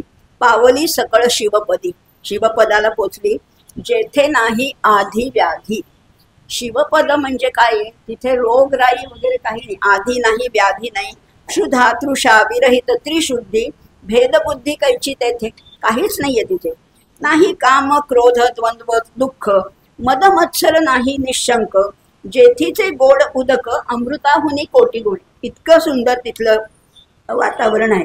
जेथे सुरतरुची वने अपार, कल्पवृक्ष आहे, सुरभींची बहुत खिल्लार, चिंतामणींची धवलागर भक्ता कारणे निर्मिली. जेथे वोसणता बोलती शिवदास, तेथे प्राप्त तयास शिवपद सर्वदा अविनाश, महानंदा तेथे पातली. आता ती तिथे पोचली. आता ही अशी ही महानंदेची कथा पराशर सांगतायत. कुणाला? भद्रसेनाला पराशर सांगतायत. आणि पुढे म्हणतायत, आता तुझ्या मूळ प्रश्नावर येतो. मूळ प्रश्न काय होता? त्यांची जी 2 मुलं होती ती सगळी शिव कथेमध्ये अगदी लीन झालेली होती. अरे हे तुझे दोन्ही कुमार म्हणजे पूर्वजन्मीचे कुक्कुट आणि मरकट आहेत. त्यामुळे त्यांना ती सवय लागली ना, रुद्राक्ष गळ्यात बांधायचं, नृत्य करायचं, शिवपूजन करायचं, श्रवण करायचं, हे त्यांना सवय लागली. त्यामुळे त्यांना कंठात रुद्राक्ष धारण, भाळी विभूतीचं चर्चन हे प्रिय वाटतं. पण आता मी सांगतो ते ऐक. हे दोघंही मोठे झाल्यानंतर खूप मोठं राज्य करतील असा आशीर्वाद दिला. आता सगळं छान झालं की नाही, सगळा आनंदी आनंद झाला असं आपण म्हणतो कथेच्या शेवटी. पण नाही ना, कालच आपण पाहिलं, सगळं चांगलं असलं की त्या नियतीला काही बघवत नाही. नियती एक मिठाचा खडा टाकतेच. आपण सुखाच्या अगदी अत्युच्च शिखरावर असलो की एक कुठली तरी अशुभाची एक सावट आपल्यावर असतंच. आपल्याला एक हुरहुर लागते. तसंच आता सगळं चांगलं झालं. या मुलांची पूर्वजन्माची कथा कळली, ते उत्तम राज्य करतील असंही कळलं. मग आता पुढे काय? पण तरी राजाला थोडीशी उत्सुकता होती. मग राजा म्हणाला की या मुलांना आयुष्य किती आहे? या दोन्ही मुलांना आयुष्य तरी किती आहे? तुम्ही म्हणता राज्य करतील, तेव्हा ऋषी सत्यकथन करतात. ते म्हणतात मी सांगू का? पण तुम्हाला दुःख होईल. पण मी सांगितलं नाही किंवा खोटं सांगितलं तर मला त्याचं पाप लागेल. त्यामुळे मला आता तुम्ही विचारलंय, तुम्ही विचारलं नसतं, तुम्ही सांगितलं नसतं, तुम्ही विचारलंय तर मला आता सांगणं भाग आहे. आणि आता नीट ऐका. मी जर प्रत्ययाचं बोलणं बोललो नाही तर माझ्या अंगी मूर्खपणा येईल. तेव्हा भद्रसेन खरे काय ते सांगण्याचा आग्रह धरतो. तेव्हा तो म्हणतो, ते ऋषी म्हणतात की हा जो सुधर्म आहे, तुझा मुलगा जो आहे, आजपासून 7व्या दिवशी याला मृत्यू आहे. लगेच 7व्या दिवशी मृत्यू आहे. आजपासून 7वे दिवशी मृत्यू पावेल या समयासी, राव ऐकता धरणीशी मूर्छा येऊन पडियेला. आता राजाला साहजिकच दुःख झालं. तो बेशुद्ध पडला, खाली पडलेला आहे. अमात्यासहित त्या स्थानी दुःखाग्नीत आहळोनी, अंतपुरी सकळ कामिनी आकांत करीती आक्रोश. सगळीकडे आक्रोश सुरू झालेला आहे. करुनिया हाहाकार वक्षस्थळ पीठी नृपवर, मग रायासी पराशर सावध करोनी गोष्ट सांगे. आता ते पराशर ऋषी म्हणतात तुला दुःख झालं, अगदी साहजिक आहे, पण जरा मी तुला काय सांगतो ते ऐक. नृपश्रेष्ठा न सोडी धीर, ऐक एक सांगतो विचार, जे पंचभूते नवती समग्र, शशी मित्र नवते तै. जेव्हा हे सगळी सृष्टी नव्हती ना, तेव्हाच मी तुला आता वर्णन सांगतो. आता ह्याला तर 7व्या दिवशी आपल्या मुलाचा मृत्यू हे कळल्यानंतर त्याला काहीच खरं तर ऐकावंसं वाटत नव्हतं. पण आता पराशर मुनी काय सांगतायत, फार पूर्वी म्हणजे किती 100-200 वर्ष नाही, अब्जावधी वर्षांपूर्वी काय होतं सगळं सांगतात. सृष्टी रचनेचं गूढ. लहान मुलं आपल्याला विचारतात बघा, आई मी कुठनं आलो, त्या पहिल्यांदा काय झालं असं विचारतात की नाही. आपल्याला ही गूढ आहेच. कोहम, मी आहे तरी कोण, कुता आयात, मी कुठून आलो, कुठे जायचंय, माझ्या जीवनाचं ध्येय तरी काय, असे 7 प्रश्न शहाण्या माणसांनी स्वतःला जरूर विचारावे. शहाण्या माणसांनी 7 प्रश्न स्वतःला विचारावे. मी आहे कोण? हे शरीर म्हणजे मी आहे का? नाही. हात पाय म्हणजे मी आहे का? नाही, मी नाही. मग मी आहे कोण? बुद्धी म्हणजे आहे का? मन आहे का? नाही. आमचे आचार्य म्हणतात मनोबुद्धी अहंकार चित्तानी नाहम, न च श्रोत्र जिव्हे न च घ्राण नेत्रे. बरं ते जाऊ दे, संस्कृत तुम्हाला अवघड वाटत असेल. आजचं एक अगदी लेटेस्ट काव्य आहे. न मन हो न बुद्धी न चित अहंकार, न जिव्हा नयन नासिका कर्णद्वार, न चलता न रुकता न कहता न सुनता, जगत चेतना हूँ अनादि अनंता. कैलाश खेरचं सुंदर गाणं आहे, फार सुंदर गाणं आहे. मी कोण आहे? जगत चेतना आहे. हे सगळ्या ब्रह्मांडामध्ये जे चैतन्य आहे तेच चैतन्य माझ्यात आहे. या जगाची चेतना म्हणजे मीच आहे, जगत चेतना हो, आणि मी कोण आहे? अनादि अनंता. आता हे पराशर ऋषी काय सांगतात बघूया. जेव्हा ही पंचमहाभूत नव्हती, सूर्यचंद्र नव्हते, मायेचा विकार नव्हता, तेव्हा काय होतं? फक्त एकच, केवळ एक परब्रह्म होतं. एक, मग एकटंच होतं. त्याला काय? आणि एकट्याला कधीच करमत नाही. पुष्कळ वर्ष, किती वर्ष तेही माहिती नाही, ते एकटंच होतं. मग त्याला करमे ना, एकाकी न रमते. मग त्यांनी काय विचार केला? एकोहम बहुश्याम प्रजायेयम. मी एकटा आहे, आता मी एकटाच आहे, पण मी आता अनेक रूपाने प्रगटीन. आणि खरोखर त्यांनी हे नुसतं संकल्प केला तेव्हा ते शुद्ध ब्रह्माचं शबल ब्रह्म झालं. त्याच्यातनंच माया उत्पन्न झाली. मायेच्या त्याच्यानंतर ब्रह्म आणि मायाच्या नंतर पुढे त्यांनी ब्रह्मदेवाला हे सगळी आज्ञा केली की चला आपण आता एक खेळ मांडूया. हा शब्द आहे बरं का, ही क्रीडा आहे, भगवंतांची क्रीडा आहे. खेळ आहे हा, भातुकलीचा खेळ आहे. लहान मुली काय करतात? एका टोपलीमध्ये खेळणी असतात, सगळी काढतात. थोडा वेळ खरं आपल्या स्वयंपाक काय करतात, ते पोह्याचं लाटून पोळी काय करतात, काय काय करतात. आपणही केलेले दाण्याचे लाडू काय करतात. अगदी त्या 2-3 तास त्याच्यात रमून जातात आणि पुन्हा तो सगळा पसारा त्या पुन्हा टोपलीत भरतात. परमेश्वर असाच आहे, त्याने हा खेळ मांडलेला आहे. कधी संपेल आपल्याला माहिती नाहीये. आपण उगीच म्हणतो की उद्या मी तुझ्याकडे येईन ना, पुढच्या वर्षी आपण इकडे जाऊ ना. माहिती कुठे आपल्याला पुढच्या वर्षी आहोत का नाही. हा सगळा त्याचा खेळ आहे. एकोहम बहुश्याम प्रजायेयम असं स्फुरण त्याला झालं. त्याच्यातनं ध्वनी निर्माण झाला. तो पहिला ध्वनी, तो ओंकार ध्वनी आहे, प्रणव ध्वनी आहे. त्याच्यातनं महत्त्व, त्याच्यातनं त्रिविध गुण हे सगळे उत्पन्न झाले. अहंकार उत्पन्न झाला. सत्वापासनं विष्णू झाला, रजापासनं ब्रह्मदेव झाला, तमापासनं रुद्र झाला. तेव्हा परमात्म्याने त्या ब्रह्मदेवाला सृष्टी रचना करायला सांगितली, पण त्यालाही ज्ञान नव्हतं. ब्रह्मदेवाला सांगितलं की आपण जसं आउटसोर्सिंग करतो ना, आजच्या भाषेत बोलते बरं का, जॉबवर देतो ना की हे तू कर, हे तू कर, हे तू कर. आपण एखादं कार्य असलं की कामं सोपवतो. तसं या परब्रह्माने त्या ब्रह्मदेवाला सांगितलं की तू आपण आता ही एक सृष्टी निर्माण करायची. पण सृष्टी निर्माण करायची म्हणजे नेमकी काय करायची माहिती नव्हतं ना. समजा एखाद्या तुम्ही काय कॉन्ट्रॅक्टरला, बिल्डरला सांगितलं की मला घर बांधायचे.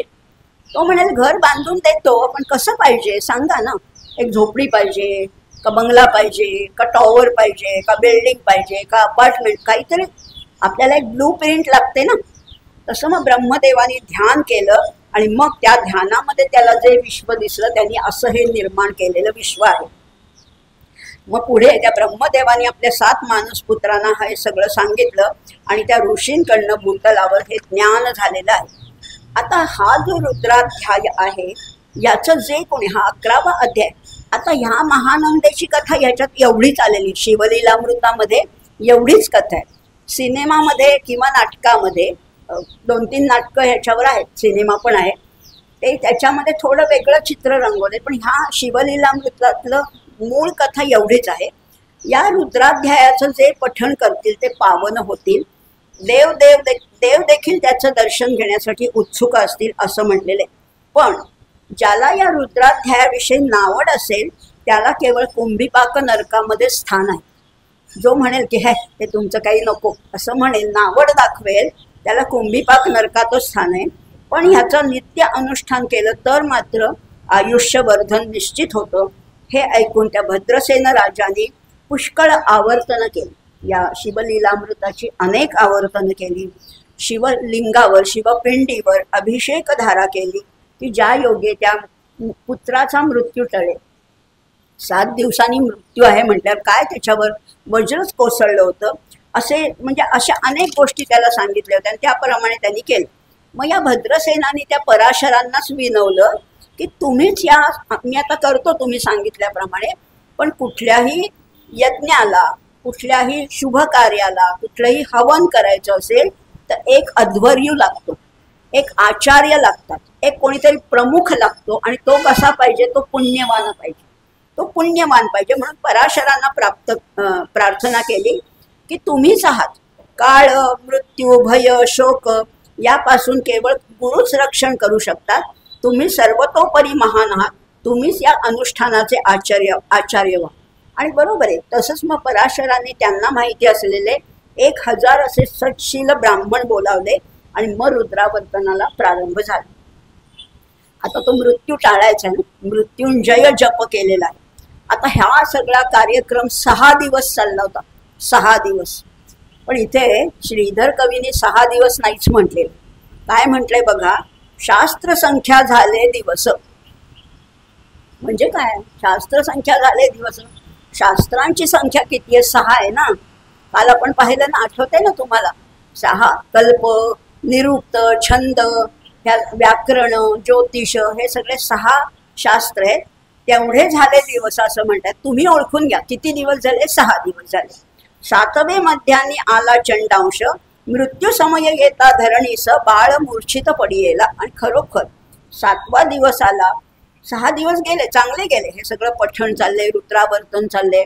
7व्या दिवशी तो सूर्य उगवला. मध्यान्नीला हा बाळ मूर्छित पडला. एक मुहूर्त निचेष्टित, चलनवलन राहिले समस्त, परम घाबरला नृपनाथ, गुरुदेत नाभिकारा. आता राजा घाबरला. जे टाळत होतो, ज्याच्यासाठी हे सगळा आटापिटा चाललाय, ते झालंच ना.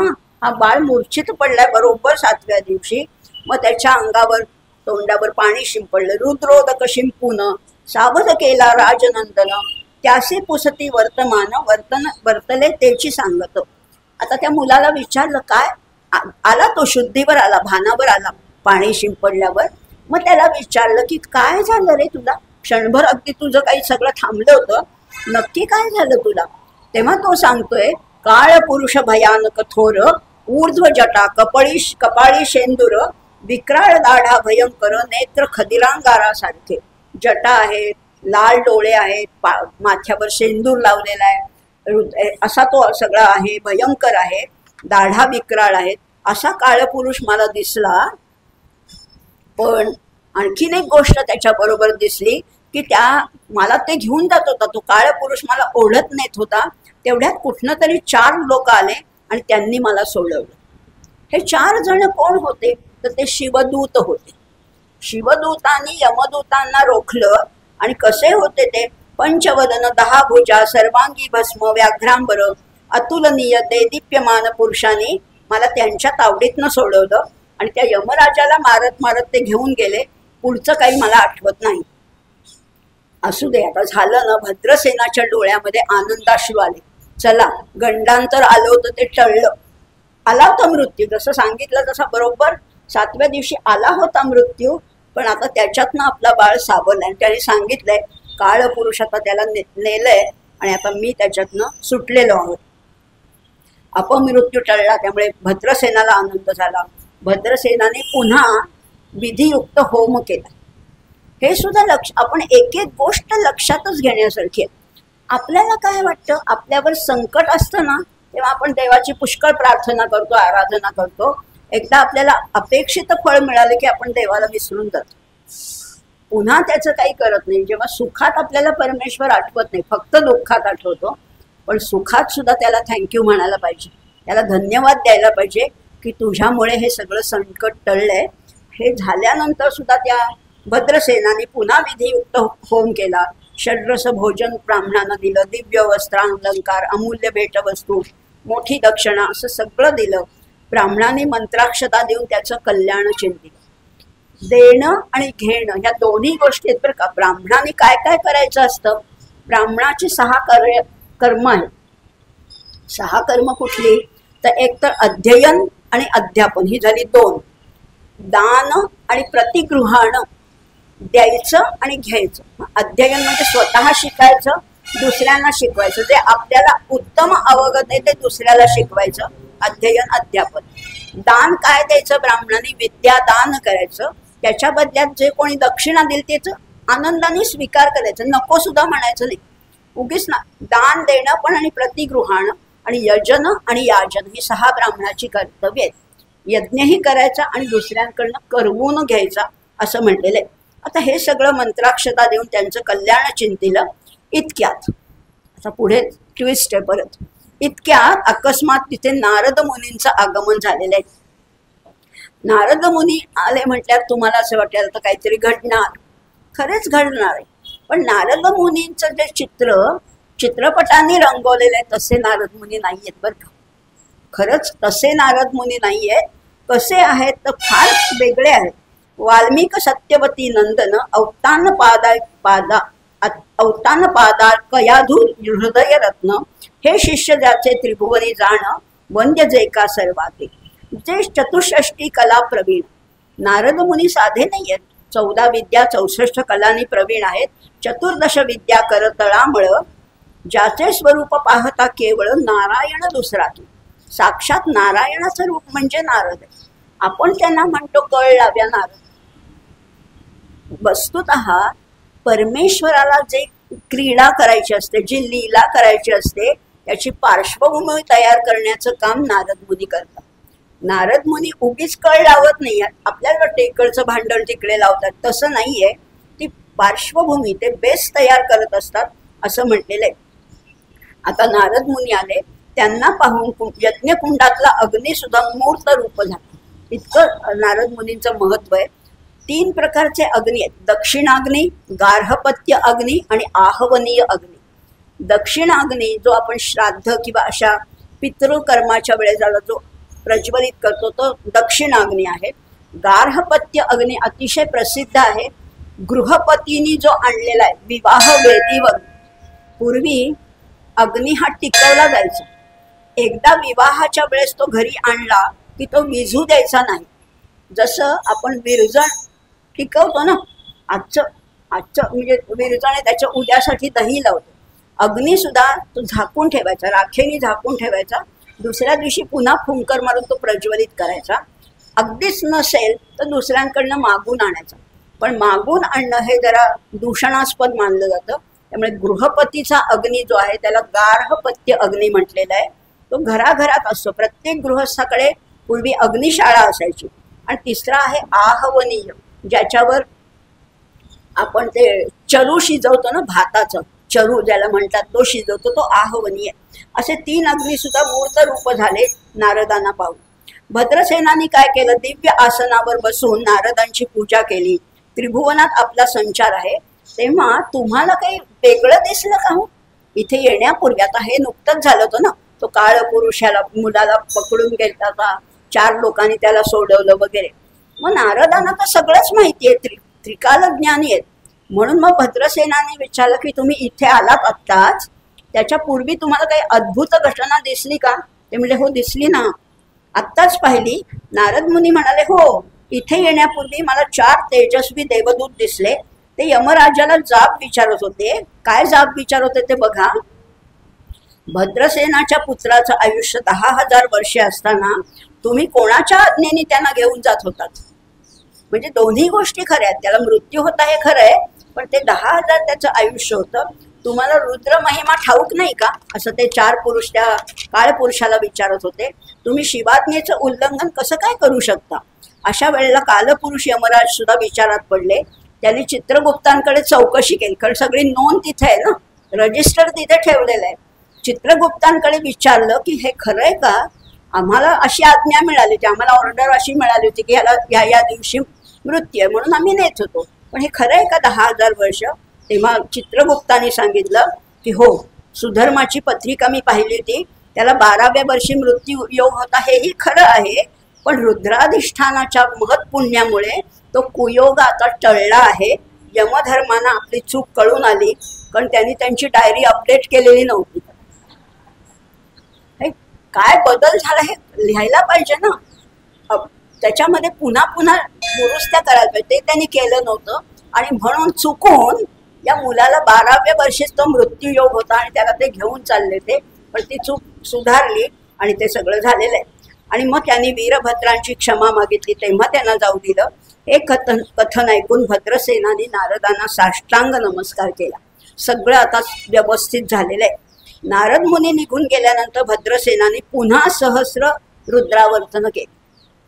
मी सारखं तेच सांगते की आपलं फलित, आपलं इप्सित फलद्रूप झाल्यानंतर सुद्धा आराधना सोडायची नाही.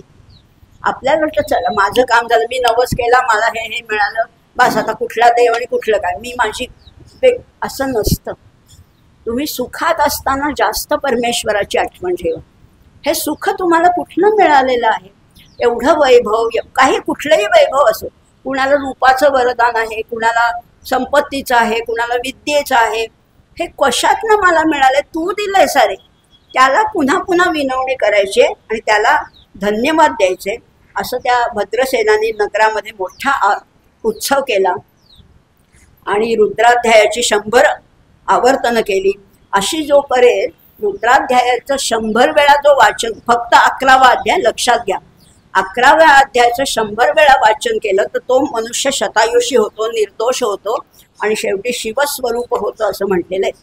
इतकं रुद्राध्यायाचं या 11व्या अध्यायाचं महत्त्व आहे.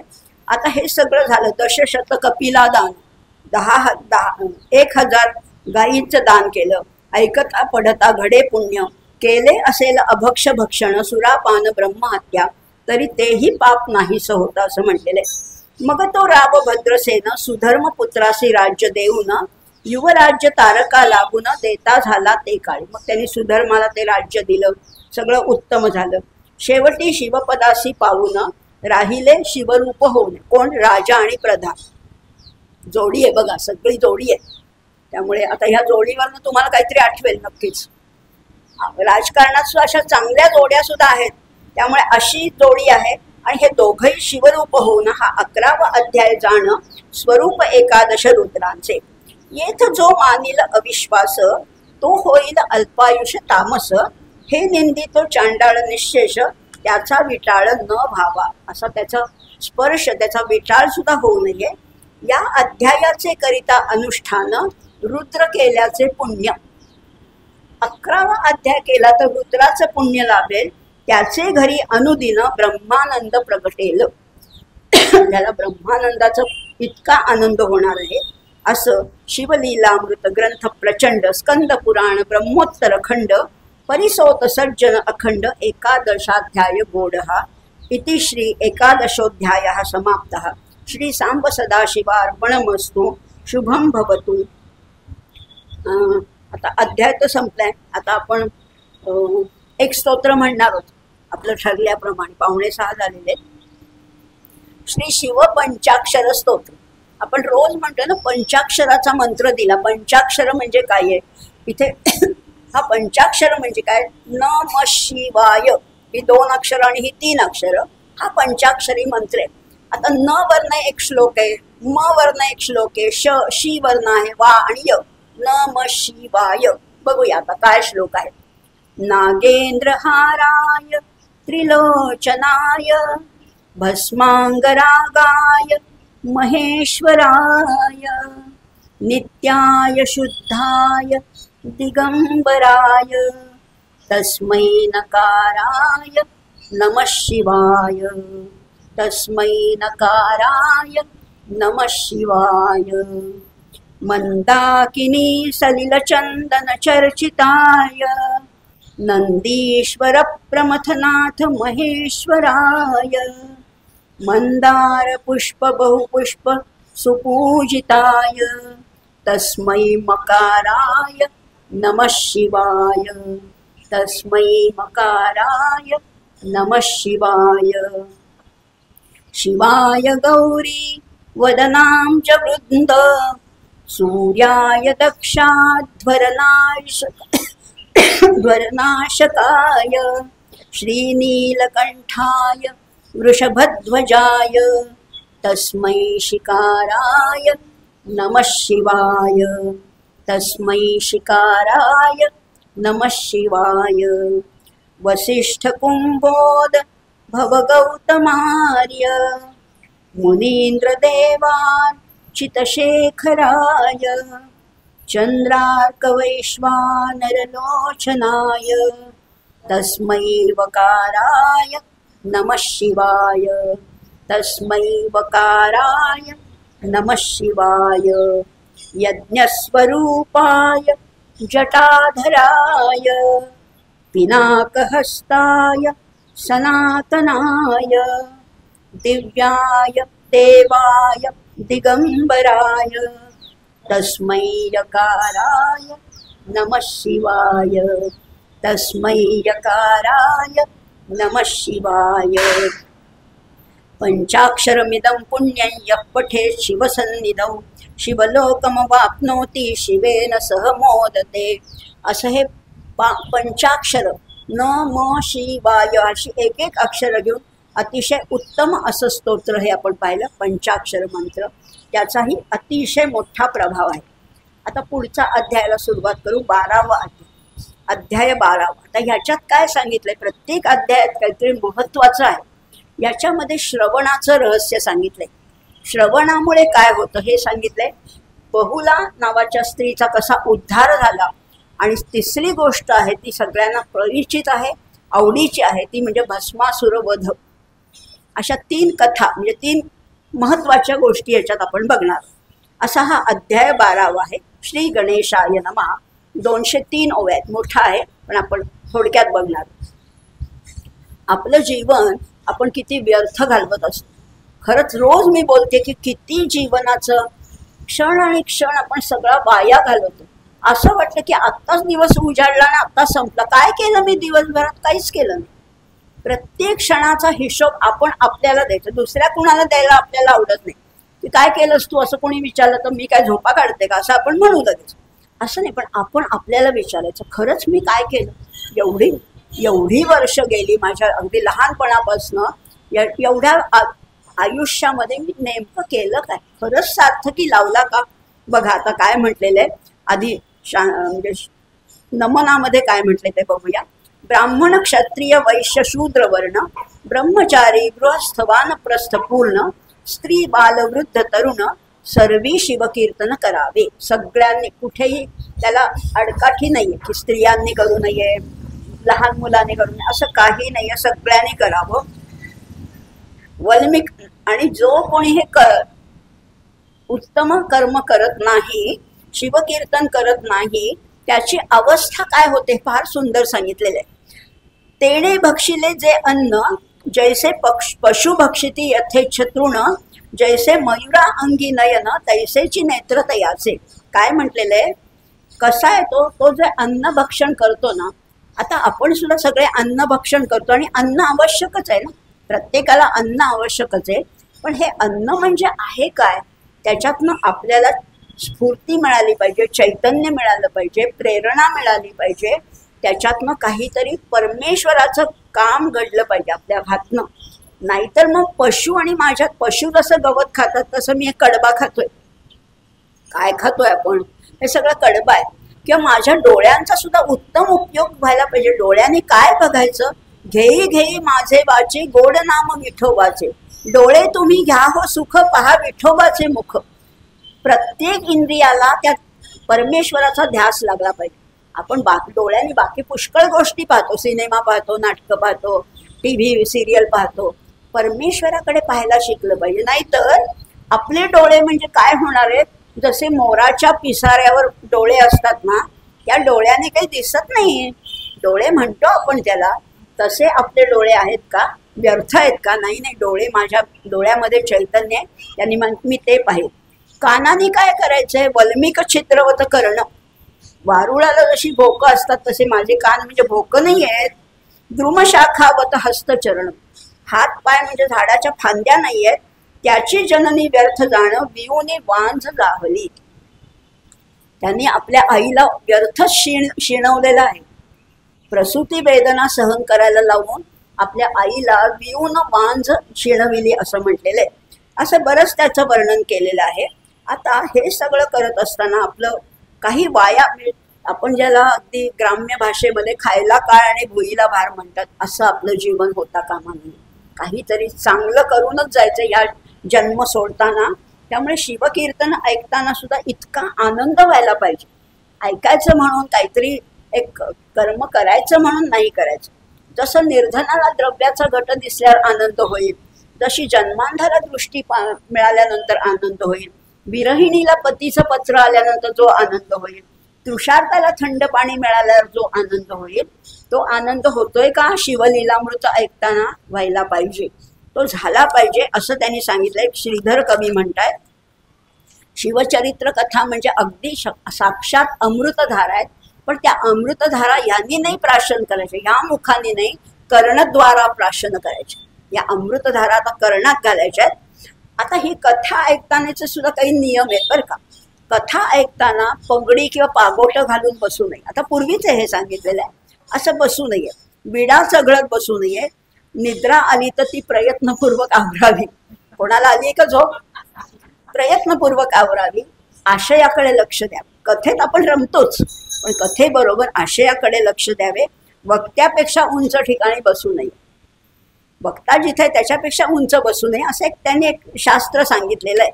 असं सगळं श्रवणाचा अनुमान केला तर त्याचीही काही फळं सांगितली आहे. की झोप लागली समजा, येतेच एखादं फार तंद्री लागली की झोप येते. निद्रा लागली दारुण तरी उभे ठाकावे कर जोडून. झोप येते मग उभं राहावं आणि नमस्कार करावा. निद्रा न येतो उपाय करून मुख्य श्रवण करावे. असं बरेच त्यांनी श्रोत्यांची शास्त्र त्यांनी सांगितलंय. अभक्तांना काय प्राप्त होतं हेही सांगितलंय. आता मुख्य कथेकडे वळणार आहोत आपण. 12व्या अध्यायातली कथा आता सुरू होते. दक्षिणे, आता सगळं हे वाईटच आहे बरं काय. आता मागच्या अध्यायापासून आपण बघतोय सगळे दुर्गुणच आहेत. दक्षिणेकडे एक अमंगल गाव होतं. त्याचं नावच मुळी होतं बाष्कळ. गावाच्या नावावरूनच कळते. आपलं कसं आहे, पुण्यनगरी आहे, पुण्यपत्त नाही. कळतंय ना काय चांगली लोक आहे तिथे. बाष्कळ नावाच्या गावामध्ये कशी लोक राहत असतील कल्पनाच करा. धर्मशास्त्र नाही, वेद पठण नाही, ब्राह्मण पूजन नाही, देव काहीही नाही. त्या नगरातले लोक कसे होते? अगदीच वाईट, सगळे दुर्गुण.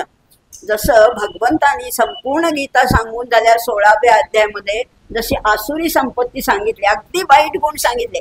दंभो दर्पोभिमानश्च क्रोध पारुष्यमेवच सांगितलंय ना, वाईट गुण. इथे सुद्धा आता वाईट काय काय करायचे त्या गावातले लोक? चोरी, चहाडी, व्यभिचार, मद्यपान, वाटमारी, दुराचरणी, म्हणजे आता जेवढे वाईट गुण आहेत सगळे या गावात होते. आता इतकं वाईट गाव आहे हे. तर या गावामध्ये खरं म्हटलं ना तर ब्राह्मण सुद्धा होते. आणि ब्राह्मणांचे 2 नेत्र आहेत. वेद आणि शास्त्र हे ब्राह्मणाचे 2 नेत्र आहेत. त्यापैकी एक जरी नसेल तर त्याला एकाक्ष, एकाक्ष म्हणजे कावळ्याचं पण नाव आहे, एकाक्ष म्हटलं जातं. यांना तर दोन्हीही नव्हते, वेद नाही शास्त्र नाही. या नगरीत सगळेजण अधर्माचरण करणारे होते. चोरी मारी, चहाडी, जार कर्म असे करणारे होते. आता अशा गावामध्ये एक ब्राह्मण होता, पण त्याचं नाव होतं विदुर. तो विदुर नाही, महाभारतातला विदुर अतिशय ज्ञानी आणि नीती धर्माने वागणा. पण हा विदुर आहे, हा असा कामकर्दमामध्ये लोळणारा होता. त्याची पत्नी होती, बहुला नाव होतं तिचं. बहुला हे सुद्धा म्हणजे वाईटच अर्थाने नाव आहे. अनेक तिला काय जार होते असं म्हटलेलं आहे. ती पण तशीच अपवित्र होती. एकदा ती तिच्या जाराबरोबर असताना त्या पतीने तिला पकडलं आणि पुष्कळ मार दिला. तिचे दागिने हिरावून घेतले आणि संपत्ती त्यांनी सुद्धा दुसऱ्या वारांगणेला दिली. म्हणजे तीही वाईट, तोही वाईट. आता सगळं वाईटच चाललेलं आहे. असा तो विदुर जेव्हा मृत्यू पावला तेव्हा यमदूताने त्याला अगदी मारत मारत नेऊन नरकात टाकला. तर ते नरकाचं वर्णन सुद्धा आहे, पण आपण ते नको वाचायला, आपल्याला तिकडे जायचंच नाहीये ना. त्यामुळे ह्या बहुला जी होती तिला एक मुलगा होता. पण लक्षात घ्या, फार एक विचित्र वाक्य आहे, मला बोलायला सुद्धा संकोच वाटतोय. बहुला नावाच्या स्त्रीला एक मुलगा होता, पण तो कोणापासून झाला हे तिलाही माहिती नाही. आता काय बोलणार मग. पण एकदा काय झालं, कधीतरी चांगला योग येतो. वाईट माणसांच्या आयुष्यात सुद्धा कधी कधी चांगला योग येतो. मी कालही बोलले, सत्व रजतम आपल्यामध्ये आहेतच. तुम्ही चांगले असा वाईट असा, पण कधी सारखे आपले स्वभाव सुद्धा बदलत असतात. आपण म्हणतो की अशी या इतक्या सज्जन माणसाच्या हातनं एवढा गुन्हा कसा काय घडला, किंवा एवढा वाईट माणूस एवढं चांगलं कर्म कसं काय केलं होतं. पण असंच ही बहुला कितीही वाईट होती. पण एकदा काय झालं, एक यात्रा निघाली होती. महाशिवरात्रीचा पर्व काळ साधून त्यांच्या गावातनं एक यात्रा निघाली होती. ती चालली होती गोकर्ण महाबळेश्वरला. अगदी छान यात्रा होती. नाना वाद्य वाजत होती, ध्वज होते, पताका होत्या, शिवनामाचा घोष चालला होता. आता हिला जरा चेंज म्हणून वाटलं की जावं या यात्रेबरोबर, म्हणून ही बहुला निघाली. तिथे पोहोचली. सगळ्यांबरोबर तिने स्नान केलं, गोकर्ण महाबळेश्वराचं दर्शन घेतलं, पुराण श्रवण करायला बसली. त्याच्यामध्ये अशीच एक कथा होती. अशा एका पापिणीची, जारिणीची कथा होती. आणि ते पुराणिक सांगत होते की तिला कसं नरक यातना भोगाव्या लागला, किती तिला त्रास भोगावा लागला, यमदूताने तिचे कसे हाल हाल केले. अशी कथा ऐकताना ती अंतर्मुख झाली. तिला कळलं की अरे माझंच चित्र आहे का काय हे. मी तर अशीच वागलेली आतापर्यंत तारुण्याच्या मधामध्ये. मग आता ही कथा ऐकून ती घाबरली, तिला आपल्या कृत्यांचा पश्चाताप झाला आणि ती रडायला लागली, त्या कथेमध्येच रडायला लागली. आणि ते जे सांगणारे पुराणिक होते तिथे आली आणि आपला भूतकाळ तिने सगळा त्यांना कथन केला की मी अशी वागली. आता तुम्ही जे कथेत सांगितलं ना हे सगळं माझंच चित्र आहे, मी अशीच वाईट वागलेली आहे. आता माझ्या अंतकाळी जर का यमदूताने माझा एवढा छळ केला तर मला सोडवणार कोण? मी आता किती सोसू? तुम्ही जे सांगितले ते मला कल्पनेच्या पलीकडे. आता तिला चैनच पडेल. ही कथा ऐकल्यापासून तिच्यामध्ये पालट झाला. तिला आता चैन पडेना की हे कसं मी संकट टाळू. करताना तिला सगळं गोड वाटलं होतं, तारुण्य होतं ना, थोडं ते तारुण्य ओसरल्यावर तिला सगळा पश्चाताप झाला. आता बहुतेला अन्न पाणी गोड लागेना. दुःखाने ती रात्रंदिवस रडायला लागली, सद्गुरूंना शरण गेली. मग तेव्हा त्यांनी पंचाक्षरी मंत्र सांगितला, हाच ओम नमः शिवाय. तू काय कर बहुला, शिवलीलामृत श्रवण कर, सत्संग धर. त्याप्रमाणे बहुला वागायला लागली, शिवनामाचा जप करायला लागली. शिव शिव हर हर ओम नमः शिवाय असं म्हणायला लागली. आणि खरोखर एवढ्या म्हणण्याने एवढ्या साधनेने, छोटी कमी साधन आहे पण तेवढ्याने तिच्यामध्ये पूर्ण बदल झाला. आणि त्याचं वर्णन कसं केलंय श्रीधर कवीनी बघा. ते म्हणताय तव्याचा बुरसा गेला की तो आरसा होतो. बघा तवा आपला काळाकुट्ट झालेला असतो, चांगला घासून घासून काढला, त्याच्यावर ते बुरशीसारखं आलेलं असतं, ते घासून काढलं की तोच आरसा होतो. तव्याचा बुरसा गेला की त्याचा आरसा होतो. लोह परिसाला लागलं की सोनं होतं. अग्नीत काष्ठ पडलं की ते अग्निमय होतं. किंवा क्षुद्र ओहळ गंगेला मिळाल्यावर ते गंगाच होतं. थेंबुटा सागरी बुडाला, तो थेंब बाहेर असतो तोपर्यंत तो क्षुद्र थेंब असतो, समुद्राला मिळाला की तो समुद्रच होतो.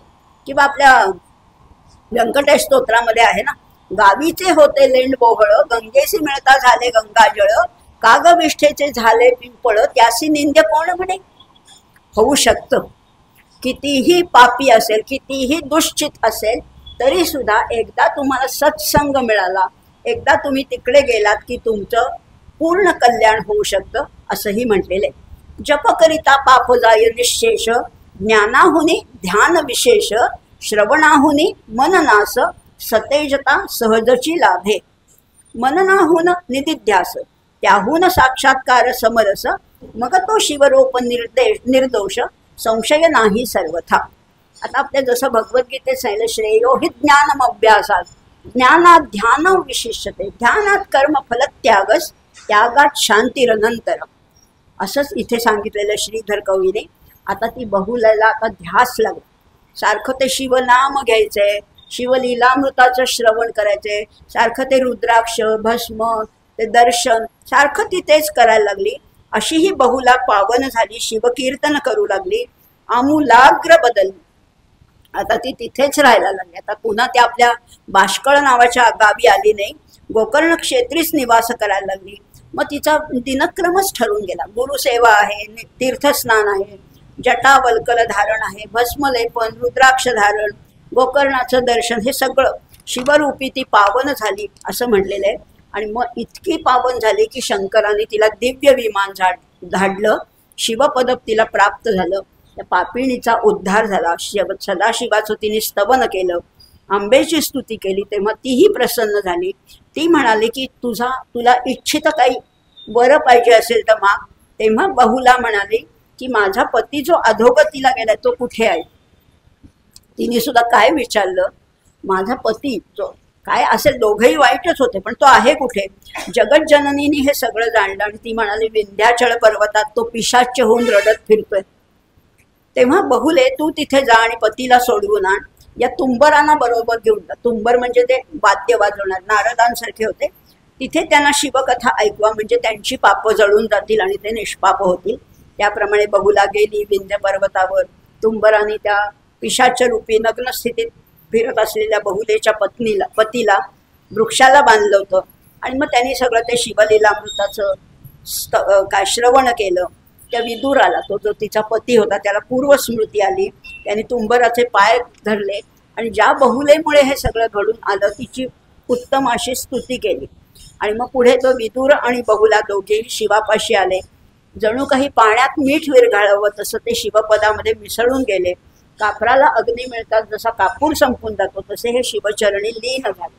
असा हा शिवमंत्र, शिवकथा श्रवण, शिवदीक्षा, रुद्राक्ष धारण, भस्मलेपन, मंत्रदीक्षा अशा एवढ्यानी अगणित भक्तांचा उद्धार झालेला आहे. अशी ही 12व्या अध्यायाची कथा आहे. पण 12वा अध्याय संपला नाही, कारण आपल्याला भस्मासुराची कथा ऐकायची ना, अजून आहे, वेळ आहे आपल्याकडे, भरपूर वेळ. आता काय झालं, भस्मासूर म्हणजे नेमका कोण, पुढची कथा तुम्हाला माहिती आहे. पण भस्मासुराची निर्मिती कशी झाली, तो आला कुठनं, असंच झालं. एकदा काय झालं, शंकरांना, शिवशंकरांना तर भस्म फार आवडतं. ते रोज आपल्या अंगाला चिता भस्मले माहिती आपल्याला महिम्नामध्ये सांगितलं, श्मशानेश्वा क्रीडा स्मरहर पिशाच्या सहचरा चिता भस्माले पस्त्रकपी नृकरोटी परिकर, असं त्याचं वर्णन आहे. चिताभस्मा सारखं चिताभस्म. एकदा काय झालं, कैलासावर स्वतः शिवशंकर भस्मचर्चन करत असताना महेशाला त्याच्यामध्ये एक खडा लागतो. काल आपण पाहिलं होतं ना, गोमय चाळून त्याची भस्म झाल्यानंतर ते चाळायचं असतं, मऊ भस्म पाहिजे, गाठ नको, त्याच्यामध्ये गाळ नको. आता हे भस्मचर्चन करताना एक खडा लागला त्याच्यामध्ये, तो काढून टाकून त्यांनी तो भूमीवर ठेवला. त्याच्यातनं एक असुर निर्माण झाला, तोच हा भस्मासूर. तो निर्माण झाल्यावर तो म्हणाला, सांग, असुरामध्ये सुद्धा काही भाग असतात, काही श्रेणी आहे.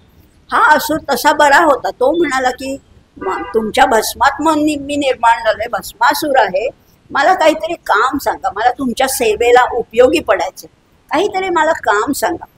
तेव्हा महेश म्हणाले त्याला, मला नित्य तू चिताभस्म आणून देशील का, मला रोज हे आणायला लागतं.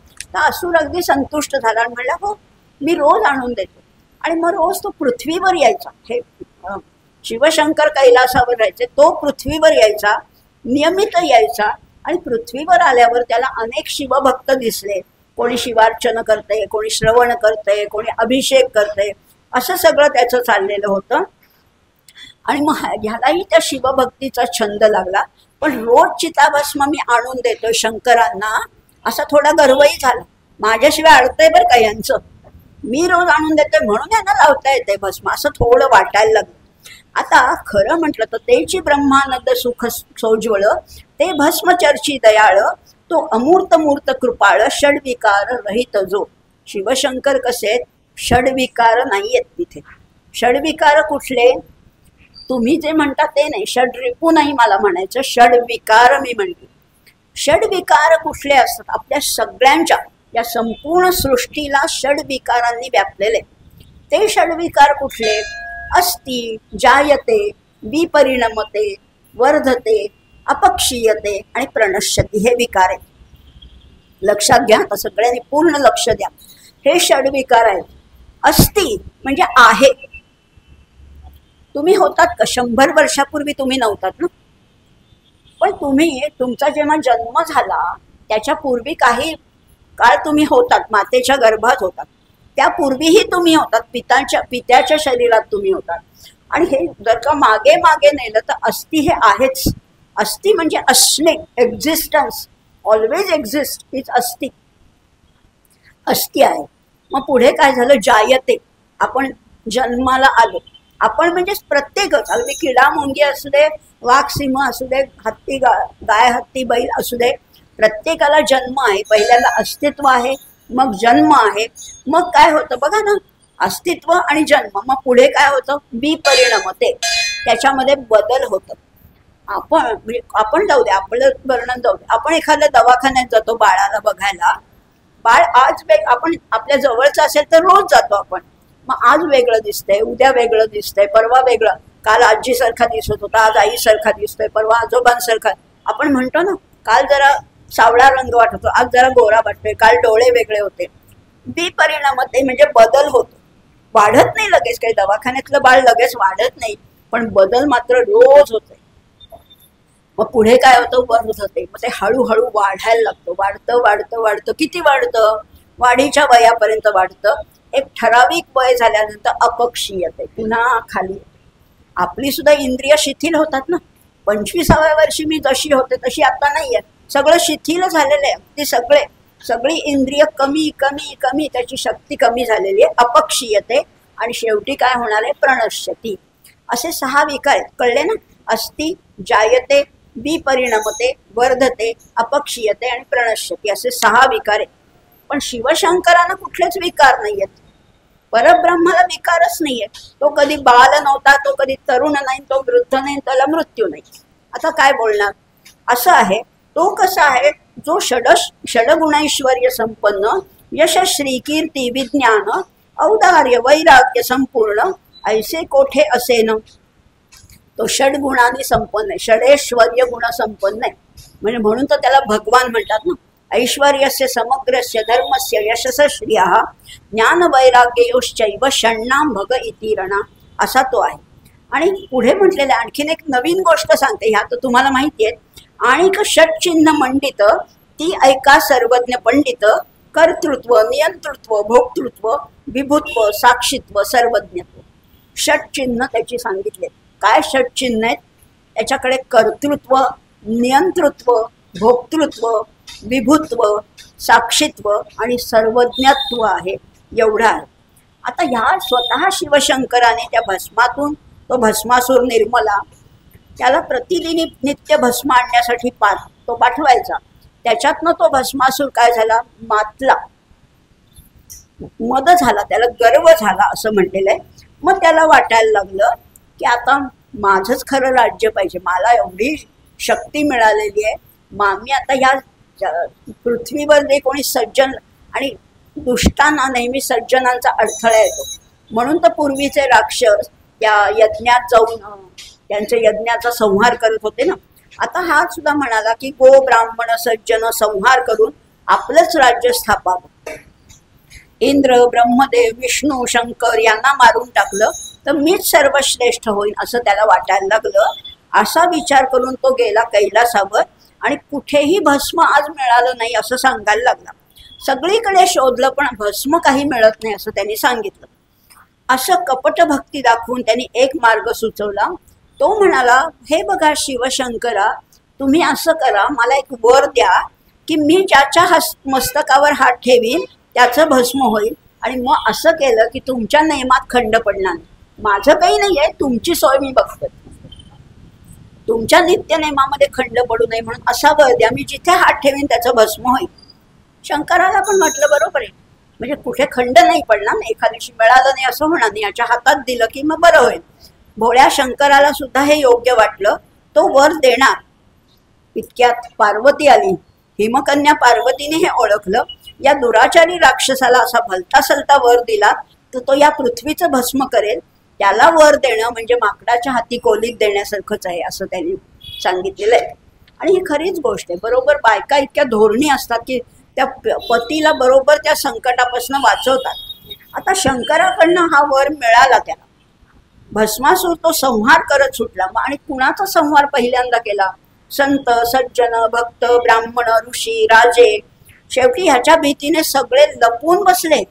हा कधी डोक्यावर हात ठेवीला आणि आपलं भस्म होईल, कोणी बाहेरच पडेना. पण ससाणा जसा पक्षाचा वेध घेतो त्याप्रमाणे हा पृथ्वीवर अगदी संहार करत सुटला होता नित्य नेमाने. पण शिवाकडे जाताना मात्र अगदी विनयशील, अगदी मी तुमच्यासाठी आणले. खाली काय चाललंय त्या शिवांना पत्ता नाहीये. भस्म मात्र अगदी नियमित देत असे, त्यामुळे शिवांना याचा काही पत्ताच लागला नाही. पण आता भस्मासुराची भूक इतकी वाढली की म्हणली आता त्याला असं मनात वाटायला लागलं शंकरांनाच संपवून टाकावं, म्हणजे मग माझंच राज्य, मग काय कशालाच नाही. सगळे देव तेव्हा घाबरले आणि ब्रह्मदेवाकडे नंतर श्री विष्णूंकडे गेले. सगळे देव म्हणाले की आम्ही आता इतकेच उरले, देवच आता कमी झाले, शिवशंकरा तुमचीही धडगत दिसत नाही. हे ऐकून शिवशंकर हसले आणि मनात म्हणाले की आता भस्मासुराचं मरण जवळ आलंय. देवांना आश्वस्त केलं आणि ते तिथनं निघाले. देव निघाले आणि भस्मासूर आला. त्यांनी पाहिलं बरोबर, त्यांनी नोंद घेतली कोण कोण देव आले. आता उद्या यांचा नंबर आहे, उद्या यांना संपायचं. हे जे आलेत ना तक्रार, त्याला त्यांनी ओळखलं काय सांगायला आले. ते म्हणजे आता उद्या पहिल्यांदा ह्यांना संपायचं आणि मग उद्या त्यांचं भस्म करायचं. शिवशंकर त्याला म्हणाले की अरे तुला मी जो वर दिला त्याचा तू गैरवापर करतोयस, असं तू फार मत्त झालायस का? तर तेव्हा तो म्हणाला हो, काय करणार आहेस, तुझी बायको दे मला, नाहीतर मी तुझ्याच मस्तकावर हात ठेवतो. तर त्याने अटच घातली, तुझी पार्वती दे, नाही तर तुझ्या मस्तकावर हात ठेवतो आणि तुझंच भस्म करून टाकतो. शिवाच्या मस्तकावर हात ठेवायला धावला. तेव्हा तो म्हणाला आणि शिवाला म्हणाला, ए जोगड्या थांब जरा, तुझं भस्म करून मी माझ्याच अंगाला लावतो बघ. पण हे शक्य झालं नाही. आता शिवशंकर म्हणजे साक्षात परमात्मा आहे, त्यांचा पार लागणं जितकं अशक्य आहे. आता भस्मासूर इतका मदोन्मत्त झाला होता, कुणालाही आटोपत नव्हता. तेव्हा पार्वतीला कळलं की आता आपल्या पतीच्या हातात सुद्धा राहिलं नाही, पतीला सुद्धा हा मारेल. तेव्हा तिने आपल्या बंधूचा म्हणजे श्री विष्णूंचा धावा केला. पहिल्या दिवशी आपण पाहिलं होतं, पार्वतीचा भाऊ आहे श्री विष्णू, आणि बहिणीच्या हाकेला भाऊ धावून आला. त्यांनी मोहिनी रूप धारण केलं आणि तो त्या भस्मासुरासमोर उभा राहिला. आता मोहिनी जी होती अतिशय सुंदर होती, त्यामुळे भस्मासुराला तिचं इतकं आकर्षण वाटायला लागलं आणि त्याच्यात ती अगदी मोहक हावभाव करून नृत्य करायला लागली. तेव्हा तो अगदी तिच्या प्रेमात पडला आणि म्हणला, मला तुझ्याशीच विवाह करायचा आहे. ती म्हणाली, बरोबर आहे, करूया. पण समोर जो एक वटवृक्ष दिसतोय ना, तिथे माझं आराध्य दैवत आहे. त्या वटवृक्षामध्ये तिथे मी एकदा नवस केला होता फार पूर्वी, की माझं जेव्हा लग्न ठरेल ना, तेव्हा पती समवेत मी इथे येऊन नृत्य करेन आणि ती सेवा तुला अर्पण करेन. येशील का मग तुला खरंच माझ्याबरोबर विवाह करायचा असेल तर आपण दोघांनी इथे नृत्य करायचं का? तो म्हणला, अगं तुझ्यासाठी मी पाहिजे ते करीन, तू सांगशील ते मी करीन, तू आणि मी आपण दोघं इथे नृत्य करू. पण एक अट आहे बरं का, मी जसं अभिनय करीन, मी जशा मुद्रा करीन, मी जसे हातवारे करीन, मी जसे हावभाव करीन, मी जसे डोळे करीन, तसं तू करशील का? अगं हो, काय तू सांगशील ते मी करीन, त्याच्यात थोडीही चूक नको, नाहीतर मग ते आमचं आराध्य दैवत कोपे. भस्मासूर म्हणतो, अगं एवढंच ना, तुझ्या प्राप्तीसाठी तू सांगशील ते मी करीन. आणि झालं सुरू, नृत्य गायन सुरू झालं. अगदी इतकं सुंदर नृत्य, अर्थातच साक्षात मोहिनी, विष्णूने मोहिनीचं रूप घेतलेलं आहे. गंधर्व किन्नर तल्लीन झाले, अष्टनायिका सुद्धा तटस्थ झाल्या. इतके सुंदर नृत्य मुद्रा, इतके सुंदर हावभाव की सगळ्यांचं देहभान हरपलं. एका बेसावध क्षणी मात्र मोहिनीने स्वतःच्या मस्तकावर हात ठेवला. भस्मासुराने पण अगदी तसंच केलं आणि व्हायचं तेच झालं. त्याला जे मिळालेलं वरदान होतं ते त्याच्यासाठी शापरूप ठरलं. तो जळून खाक झाला आणि उरलं काय तर ते मुठभर भस्म होतं. इतकं सहज त्याचा वध झालेला आहे, कार्यसिद्धी झाली, वटवृक्ष अदृश्य झाला आणि तिथे भगवान शंकर प्रगट झालेले आहेत. शिवजींनी जेव्हा आता हे सगळं झालं, खरी गोष्ट आहे, शंकराने जेव्हा मोहिनीला म्हणजे विष्णू स्वरूपातल्या मोहिनीला पाहिलं तेव्हा शंकरांना सुद्धा ती मोहिनी फार आकर्षक वाटली आणि तेव्हा त्यांचं वीर्य स्खलित होऊन भूमीवर पडलं. त्याचे 8 भाग झाले, त्यांच्या वीर्याचे 8 भाग झाले. हे शिवाचे अंशावतार आहेत, यांना अष्टभैरव म्हणतात.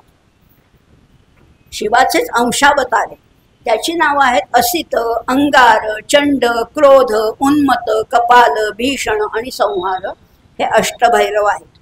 आता हे सगळं झालंय, असितांग, रुरु, चंड, क्रोध हे सगळे झाले.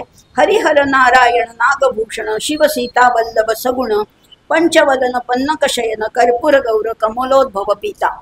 आता ही मोहिनी हे विष्णूचं स्वरूप आहे आणि साक्षात शिव आहे. आता हरिहराचं मिलन झालेलं आहे. त्याची सुद्धा इतकी सुंदर नावं इथे श्रीधर कवीने सांगितले, तेवढी फक्त सांगते. आता अध्याय संपतच आलाय. या विष्णूचं नाव आहे श्रीधर आणि शिवाचं नाव आहे व्यालभूषण. व्याल म्हणजे सर्प हे ज्याचं भूषण आहे.